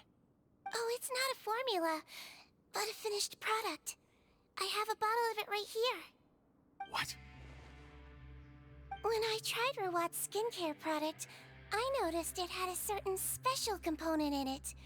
So I had my friends gather some other ingredients for me, and sure enough, a little experimenting later, I produced the potion. I'm guessing his skincare lotion contains the fruits of your joint research? Huh. Impressive guesswork. Yeah, we were a supplier for some of the raw ingredients. But it only contains a tiny amount of the active ingredient. The effect is minuscule compared to the undiluted fluid. Well, I found a way to reverse the dilution process, giving the skincare lotion a similar effect to the fluid it is derived from. That's impossible. If I tell you some of the ingredients, I think you can figure it out. First, you need to combine tainted hydrophantasm tissue with transoceanic pearls at a ratio of around 3 to 7. Tainted hydrophantasms and transoceanic pearls. I see. Can't believe I never thought of that. So, can we make a deal? Sounds good to me.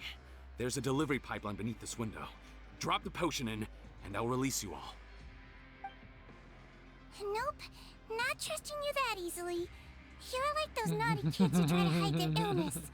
Open the sluice gate first, then I'll hand you the potion. Even if you're not bluffing, your potion won't cure my face permanently. You really think you have any leverage here? I'm not closing the valve this time. Clock's ticking. Fine, then I'll just stand here with the potion in my hand. And when I faint from the poison, I'll drop it and it'll be destroyed. No.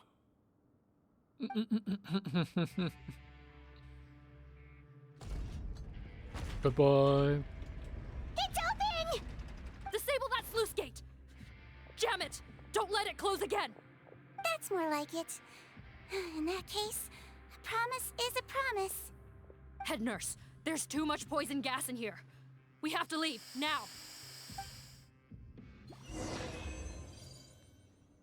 Alright.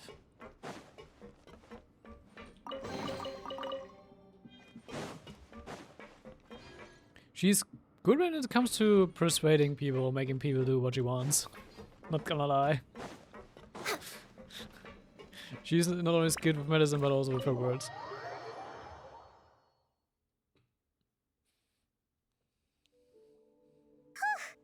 That was too close. That button is a real nasty piece of work. Oh, don't be too quick to sit down. Moving around a little will help relieve the soreness.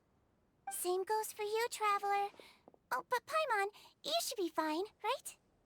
Flying fast is pretty tiring too, actually. Anyway, that's not important right now. I'm still shocked to learn that there's a whole criminal operation going on behind that skincare lotion. Shame I ended up giving the improved version to Potten after finally making it for you. I'll make you some more, I promise. No, please don't. Paimon doesn't want to use that stuff anymore. Still, it was a pretty good job that Paimon wanted to buy some in the first place, huh? It ended up saving everyone's lives. That's gotta count for something. Sigewinne was the only one doing the saving. Yeah, Paimon was just kidding. Head nurse, I've done a final head count of our team and the criminals. Everyone's here and doing fine. We're ready to escort the fugitives back to the fortress of Meripede. It's a shame that we didn't find Rawat. At this point, I'm afraid he's probably deceased. What a horrible bunch. Especially that Patton guy. If he hadn't made good on that deal, we'd all be dead because of him. No, we wouldn't.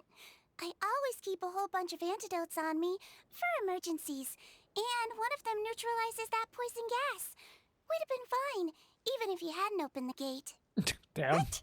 Then why did you give him the potion? If this is true, I must concur.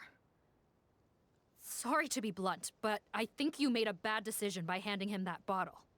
If he changes his appearance and flees Fontaine, it's unlikely that we'll ever find him. No matter how cooperative his accomplices are when we question them. No, you don't understand. I gave him the potion precisely so we could be sure where he'll go next. What do you mean? We gotta hurry. She won't last much longer.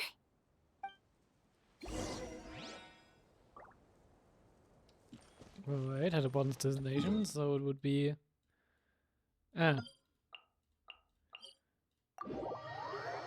Oh, to Rat's place, or Mara's place. It is something of a luxury, but I love listening to the rain from the courtyard. Next on the agenda... Probably because Potten is a robot.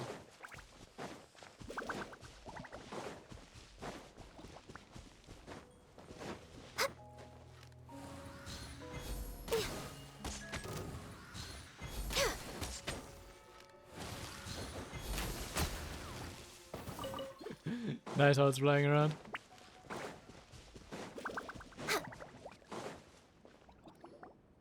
Don't move a muscle. I might be short, but I pack a mean punch. Wait, yes, did you? Captain, you're just in time. While I was lying in wait, I spotted this crook snooping around, trying to find a way in. So I detained him. Oh, his face. Are you... Potten? So this is where you were heading, huh? What? This is how Potten looked before his face was marred. His current appearance matches the mugshot on his arrest warrant. I see. Wait, so what's going on? Wasn't the whole point of the potion to disguise himself and escape Fontaine? Why would he change back to his original face and run right into our trap? Enough of this nonsense. Let me in. You better pipe down. There's an old lady in there who's very sick. No way are we letting a crook like you inside. To heck with it. Listen to me. I'm Rawat. That's my mother in there. He's gotta be lying, right? Rawat was a victim in all this. He was forced into it against his will. How can Yeah, he was and this against his monster will. He be was the the one same who did this person? in the first place. Forced against his will. That's the funniest thing I've heard all day. Heck, when I was being coerced, everyone thought I was colluding of my own free will. And then when I actually became a criminal in my own right, you all suddenly thought I must be under duress. Amazing what a difference a handsome face makes. Save us the speech. Explain yourself. You want an explanation? Fine. I'll tell it how it is. When I was just Potten, the whole world treated me with contempt. Ew. What do you want? Get away from me. Women despise me. Collaborate? You don't look like much of a researcher to me. My peers scorned me. Mr. Potten, was it? I'm most interested in your research. Consider my offer carefully. I doubt you'll find other investment opportunities. Only villains would work with me. You want out of the game? Forget about it. Turns out, I slipped up a little. Left your picture with some Marechaussee Phantom officers. Easy mistake to make. Now they've listed you as an accomplice and drawn up an arrest warrant. So I suggest you put any thoughts of running away to rest. If you get caught by the guards for being in the synth business, you ain't ever seen the light of day again.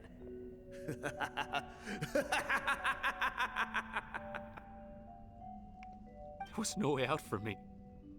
Until I could stop being Potton. Mr. Rawat, I have something I'd like to tell you. I became popular with women. This new potion you developed is fascinating. Genius, in fact. Would you consider working with me? I'd be happy to sign a licensing agreement.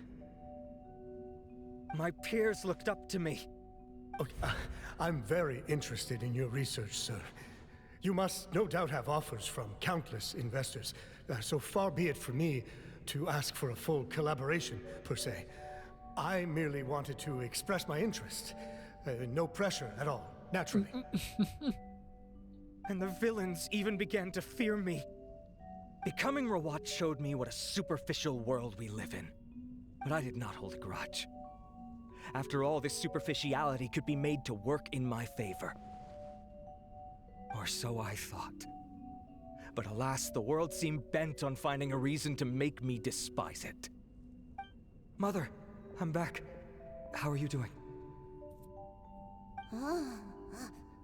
Who are you? Dementia. I bought the best medicine Mora could buy, but nothing would cure her illness. In the end, I hoped she'd at least be able to see her son one last time before she passed, but when everyone else rejected me, the only person who cared about me was my mother. No, yeah, okay, she didn't recognize him. When I became a rising star in the Fontaine Research Institute, I was unrecognizable to her. I have to let her see me again. Even if it means donning my own wretched, ugly face. Well, is that enough explaining for you? Now do you understand? Let me inside already!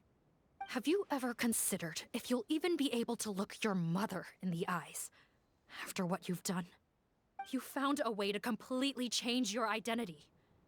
You could easily have escaped from them. But no, you chose to keep working with them. Why would I want to give up on such a lucrative business? The profits were dozens of times that of the synth business, and it was all above board.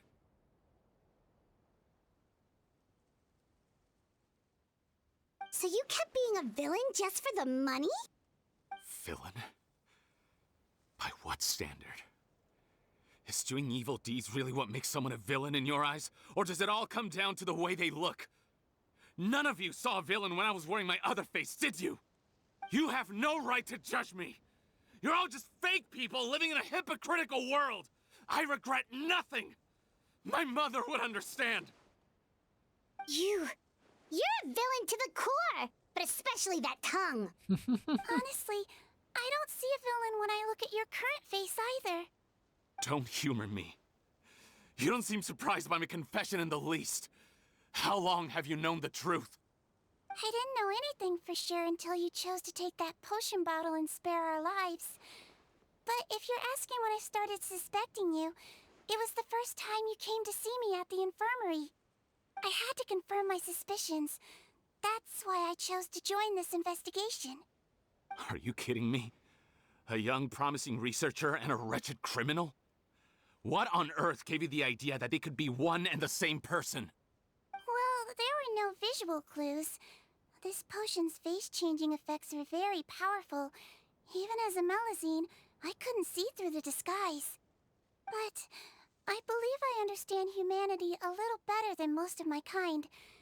Humans have certain fundamental qualities that do not change with their appearance. Fundamental qualities, huh? So you think you're the one who's seen through me, do you? Most people probably don't know this, but I think I can guess what your deal is. Melazine constitutions are very close to that of water, so it stands to reason that the potion should work on them too. You use it yourself, didn't you? That's why you have a human appearance. Sigewinne? Yes, you're right.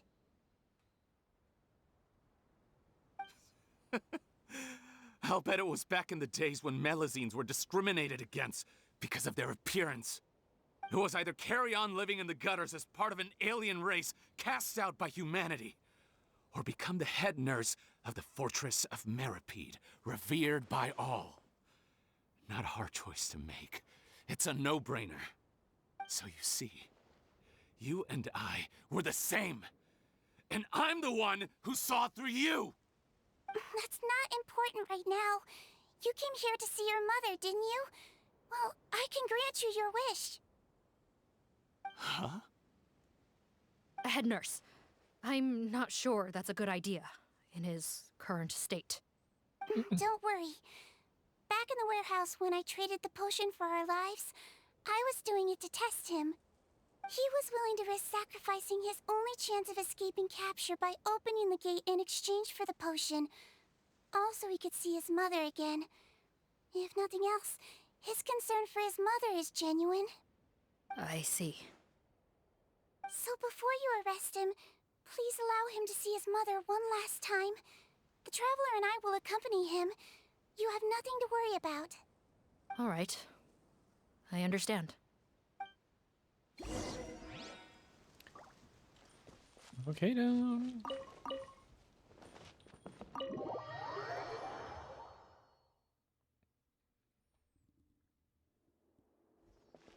Mom?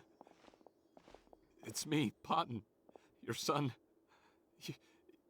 You recognize me now, don't you?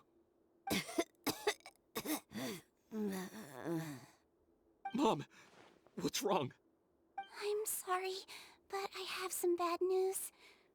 I examined your mother last time we were here, and it appears that due to her prolonged fever, she's lost her eyesight.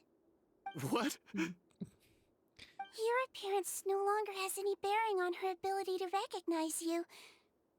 But there are always other ways to remind our loved ones who we are. Wouldn't you say? True. No, it can't be. Please, Mom, open your eyes. It's me, your son, Potten. If you really can't see my face, then here, take my hand. Tell me you feel your son's hand. I've done so much to get to this point. Please, you have to recognize me.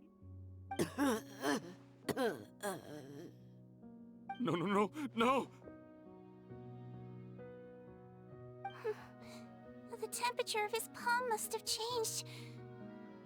I'm sorry. It seems I couldn't bring him back to you after all.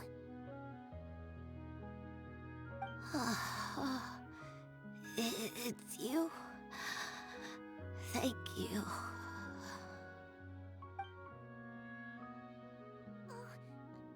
Of course. Mom, why will you answer her and not me? Why? No more questions, Potten. She's gone. Mom?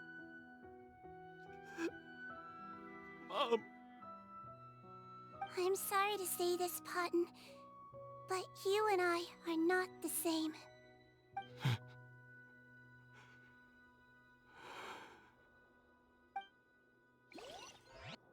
Also when you take away the members of the Moshe Phantom, they pass in a flash.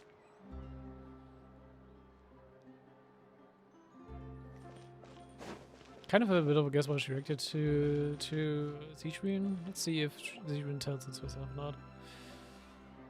Because I can't really The say wait if it's is over, concrete or not. everyone! The sale of our new skincare product, Romaritime Essence, will now begin. Another skincare promotion! And it's selling as fast as last time. Wonder what people would think if they knew what was in the last batch. Oh, Sigewinne's here too! It's probably her concoction this time, isn't it? Hey, Sigewinne! Oh, Traveler Paimon, hello! Oh, I hope you two got a good rest yesterday after all your hard work. Of course! Nurse's orders, right? Anyway, are you here to take notes for your next article? Actually, I'm mostly here to help Officer Morgan wrap up yesterday's case. Ah, that reminds Paimon. That stuff sold like crazy, didn't it? Is it gonna cause huge problems? Nope, there's nothing to worry about. Unless modified, Butterfly Dew is an excellent skincare product that's completely safe to use. Besides, officers have already retrieved all Butterfly Dew purchased on the market. Now it's just a matter of disposal. After consulting Monsieur Nervulette, I came up with a way to neutralize any harmful effects, so it'll evaporate naturally without polluting water or soil. Wow, it's Sigewinne to the rescue again! Thank you for serving as our consultant, head nurse. All the butterfly dew we recovered has been disposed of, according to your instructions. Great! Good job, everyone! Also, you mentioned you wanted a copy of Rawat's interrogation records. Well, technically, Potten's records. Anyway, I have them with me. Here. After he saw his mother for the last time, it was like all his mental defenses came crashing down. He put up no resistance during the interrogation, and answered all our questions. We learned a lot. Apparently, the formula was something he discovered by chance, while helping the criminal gang produce synth. Later, he came up with the idea to dilute it, and use the resulting substance as a skincare product. Their supplier was Vache. But you could also argue that they were the ones doing him a favor. His operation helped Vache's gang dispose of an enormous amount of evidence. It made for a seamless collaboration. One man's trash was another man's treasure, and there were no loose ends. It's no wonder we never noticed what Potten's gang was up to. Vache again, huh? Is there still no end to the harm he caused? Make no mistake. The crimes of Vache and his accomplices will come to an end. It's only a matter of time. Since the flood cut off their supply of primordial seawater, they've been forced to resort to riskier methods, like using their private reserve to attack people on the street. Naturally, those attempts all ended in failure. After receiving numerous reports, we were able to zero in on the gang and eventually round them up. That sounds more like it. Based on what he told us in his confession, we pretty much had him backed into a corner, even though he made a point of distancing himself from the gang while disguised as Rawat. He tried to throw us off his tail by reporting his accomplices, giving him enough time to transform back into Potten and see his mother one last time. But there was one thing he hadn't anticipated. Even though Potten had been missing for a long time, we were very much still on the lookout for him. So, the moment he appeared in public after changing back to his original appearance, we caught him. So he tried this once before, huh? Guess he really did want his mother to see him again. But in the end... Looking at the interrogation records, it seems like he spent the first sum of money he earned as Rawat on his mother's treatment. Yes, which is why I suspect that his initial motive for using the potion was not personal greed, but a desire to become somebody who had the power to save her. Even so, he went too far. Definitely went too far. In the end, he got what he deserved. I understand. Thank you for bringing me these records. Why did you want them anyway? Potten was one of my patients, so I need to put together a medical file for him. My teacher always stressed that a person's life experiences are just as important to their file as their medical history. Why are you still treating him like your patient? Isn't he kind of beyond redemption now? Well, that may be true, but a patient is a patient, regardless of the choices that bring them to my care. One last thing, head nurse. Please keep everything you know about this potion a secret. It would be for the best if most of Fontaine knows nothing of its existence. I know my fellow officers and I will be able to sleep easier if that's the case. Of course. Not to worry. Thank you for understanding. I'll take my leave then. So, Sigewinne, did you really use that potion yourself? Why do you sound so surprised, Paimon? I told you all about it. It was quite a while ago now. You mean that story about the witch and the potion? So it was really, actually, genuinely a true story? Yeah, she said that. It really actually genuinely was. Paimon, how stupid can you be? The process of making that potion. I know. There are some secrets I can't tell anyone about. But considering everything we've been through together, I know I can trust you with them. Before I tell you though, could you follow me somewhere? I want to pay my respects to an old friend. Of course!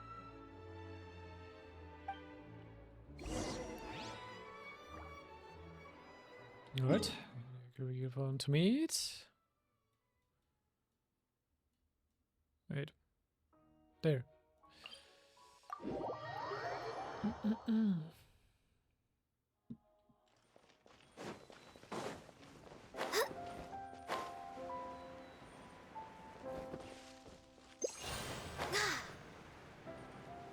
Was a bit faster.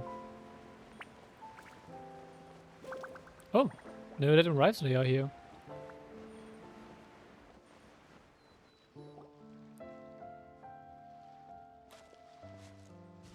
Oh, Nervalette and Risley, they're here too! Good to see you, traveler. Paimon. I trust all has been going well for you? Big news, everyone. The Udex is out of his office on important business. Is that genuinely something people would consider big news? Why wouldn't they? Important business is a big deal. Ah, yes, you're quite right. When someone you care about requires emotional support, being there for them at the right time and place is of the utmost importance. After reading the Maréchaussée Phantom's reports, I had a feeling a trip here might be in order. Take note. That, my friends, is how Monsieur Nervalette shows that he cares. We're both here for the same purpose, actually, to accompany Sigewinne as she pays her respects to her late teacher. So the old friend she mentioned was her teacher then? The witch? Oh, sorry. Paimon didn't mean to be rude. It's only Okay, then it wasn't Sigewinne calls her Ryan that all Daughter, the so I time, expected to. so... I doubt she considers that title to be offensive, Paimon. Don't worry. My random guess was wrong. Indeed. In fact, I believe Sigewinne would take it as a sign of affection. She has spoken of this doctor on many occasions, and it sounds like she was a truly generous individual. In those days, many people harbored prejudices against Melusines. She was the only teacher willing to take Sigewinne on as a student. Wow. It's really nice of you two to be here for Sigewinne. Guess you guys really look out for your younger colleagues, huh? Younger colleague? Well, that might be true for the Udex, but I'm not sure I can say the same. Sigewinne served a sentence in the fortress of Meripede hundreds of years ago, and after she did her time, she decided to stick around.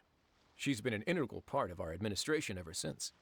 Strictly speaking, the head nurse has been around longer than most people in the fortress, myself included.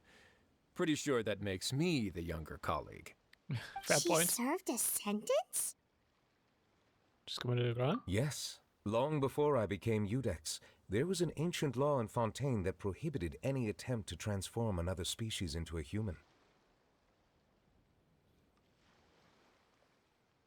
Initially, I and most researchers believed this law to have been imposed due to ethical concerns. But now, it seems more likely that the law was nothing more than an insurance policy, a way for Egeria to ensure that her people would remain insulated from the truth, thus enabling them to lead more straightforward, happier lives. Ignorance is bliss, as they say. Sigewinne had her reasons for choosing to obtain a human form, but the act was nonetheless in clear violation of the law. Could you tell us a little bit more about what happened back then? Certainly. Sigewinne does not object to her close friends learning about her history. In fact, I first learned of it myself because she confessed the truth to me of her own volition. Okay. Even with their daughter so ill, they kicked you out? Stubborn as always. And prejudice isn't a disease I can cure either.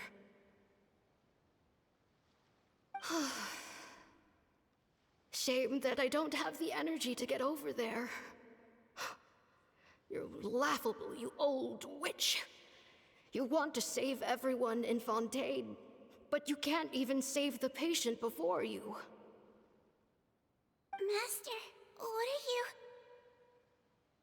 I discovered a strange disease, one I suspect that every Fontanian suffers from. But without witnesses or proof, no one will believe me. I had no choice but to experiment on myself to find a cure, but I hit a wall. And as you can see, it took a wretched toll on me. Then I'll find a cure for you, and then you can go cure her. There's no need. I am beyond saving now. There's nothing you can do. But, Master...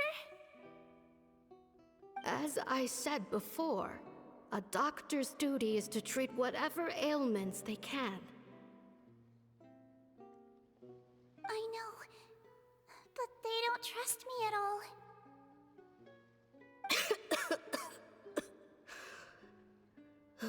That girl. She's your first ever patient, isn't she? Tell me, what cost are you willing to bear to see her cured? I'll do whatever it takes. Even if it means breaking the law and being punished for it? As long as I don't hurt anyone. Yes.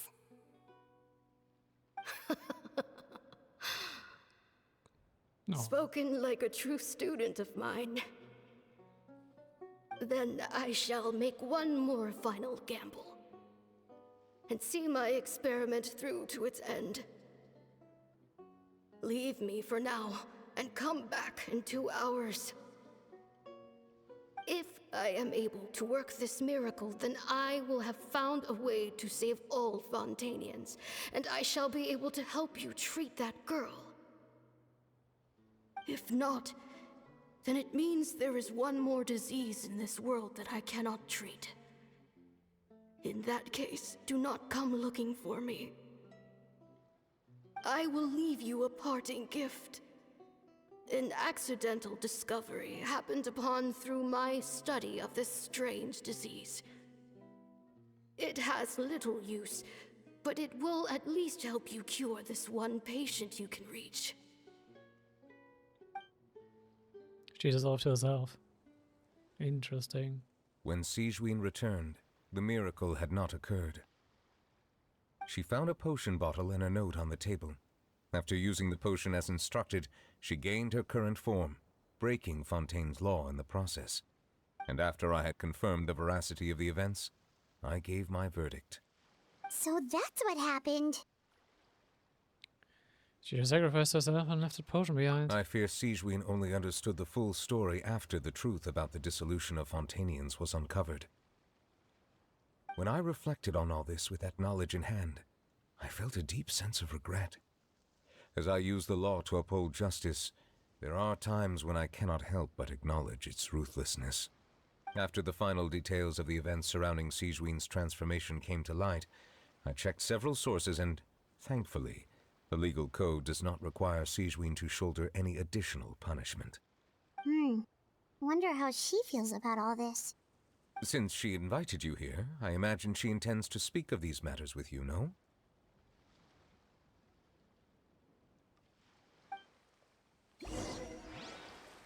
That is him though. Sure, really interesting.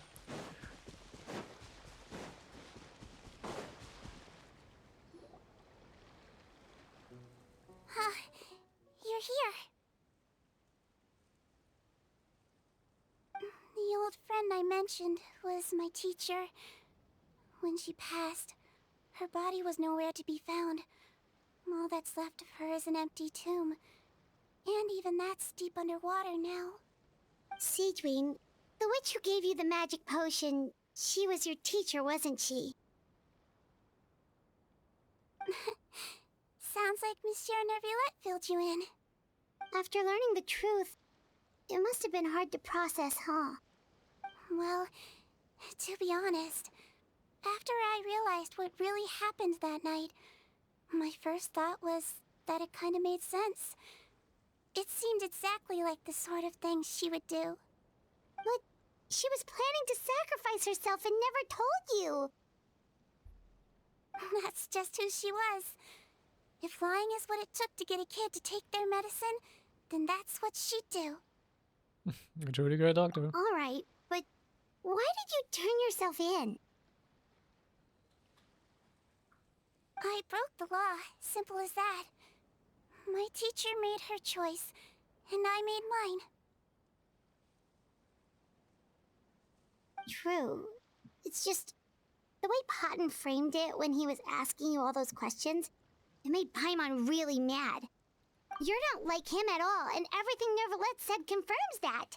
What I'm just wondering about is she like still like regularly using that potion or needing it, because unlike for Pardon, her face isn't dissolving. And yet, you were still convicted and thrown in prison. It just feels so unfair. Unfair? I happen to think just the opposite.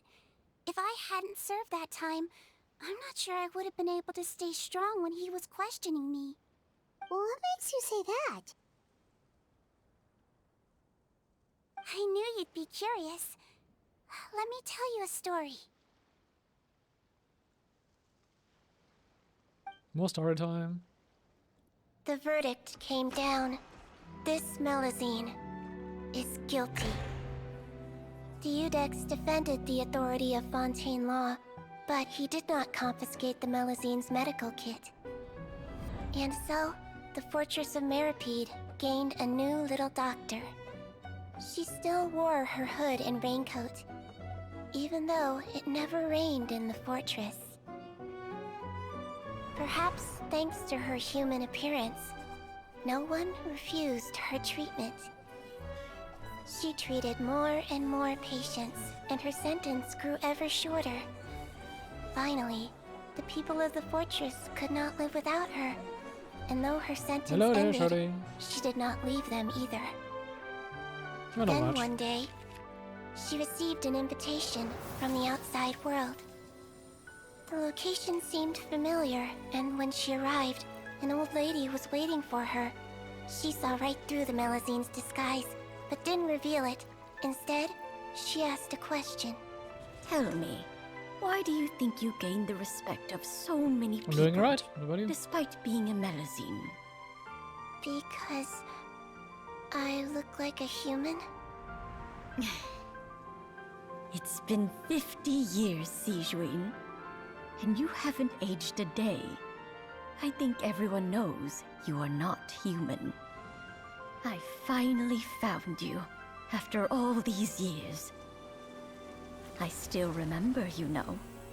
It was you who saved me that night. Aww. But how? I was no longer a Melazine by then.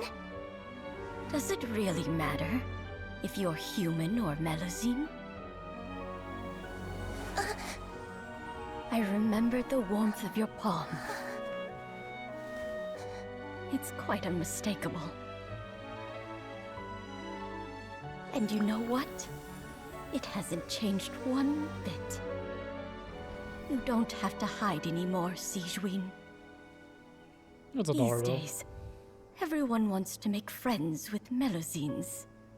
And I think that it's all because of you. I'm sorry I couldn't say this until now, but thank you, Dr. Melazine. Now that's an ending Paimon can get behind. Same. After hearing everything Patton said, I wanted to tell him that it didn't matter who he looked like on the outside. But it was too late. The warmth in his palm had already disappeared. I tried to treat him, but the roots of his problem had nothing to do with his face. Das wird like große potential. I understand. Thanks, you two. I appreciate you being here for me while I talk this through. Oh, it's nothing. Our pleasure.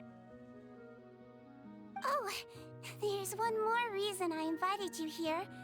It's about time I finally give you what I promised. You're still getting the potion In from her? order to restore the appearances of the face-swapping victims, the Marashose Phantom gave me special permission to make a few bottles of that potion. And I made one extra just for you two. We don't need it though. Shouldn't we destroy it?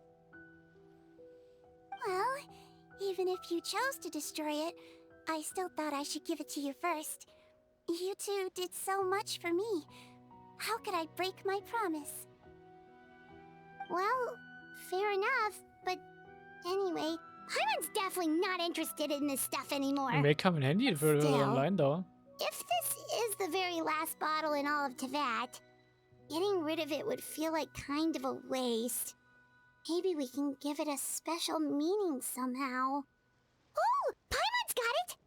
Melusine physiology wasn't affected by the Great Flood, right? So that means the potion should have a permanent effect on you. In that case, what do you say, Sigewinne? Ever thought about transforming back to the way you used to look? After all, from a Melusine point of view, Paimon bets Melusines look the cutest of all. Paimon. Paimon, after everything, do you really think it matters whether I'm Melusine or a human? Well, what was Paimon thinking? You made up your mind a long time ago. Yeah, let's just destroy this thing. Leave it to me.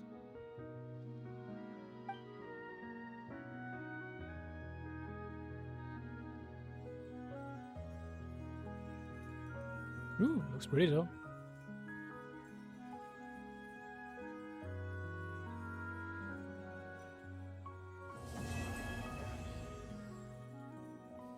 The Dwarf of Light is actually quite fitting for this.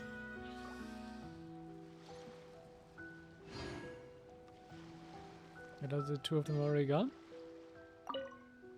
I'd like to stay here with my teacher for a little longer. Alright. Next on the agenda...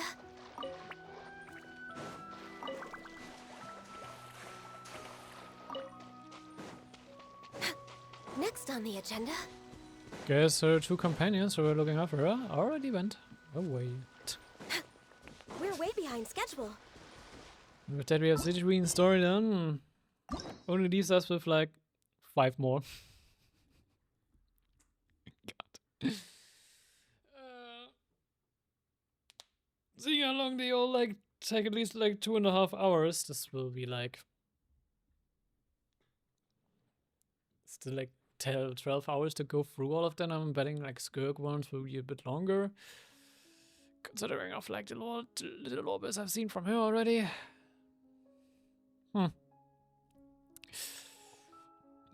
But yeah, we will be leaving these for another time. This really is a lot to catch up on. Damn. And I've already missed like so much.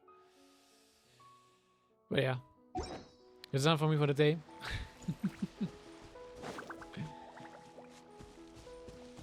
I will see you when I will get around to doing the rest of the catch up. I will definitely want to do another one for tomorrow. I want to take a little break tomorrow, just to I can relax a bit for the last day of my vacation. But yeah, I will try to fit in some time in between so that we can gradually catch up more towards Not Cry. Especially, I'm actually quite curious about what's going to happen, like the current story part with Colombina and everything. But yeah. We will be doing this another time. I hope you enjoyed it. We'll be seeing each other next time.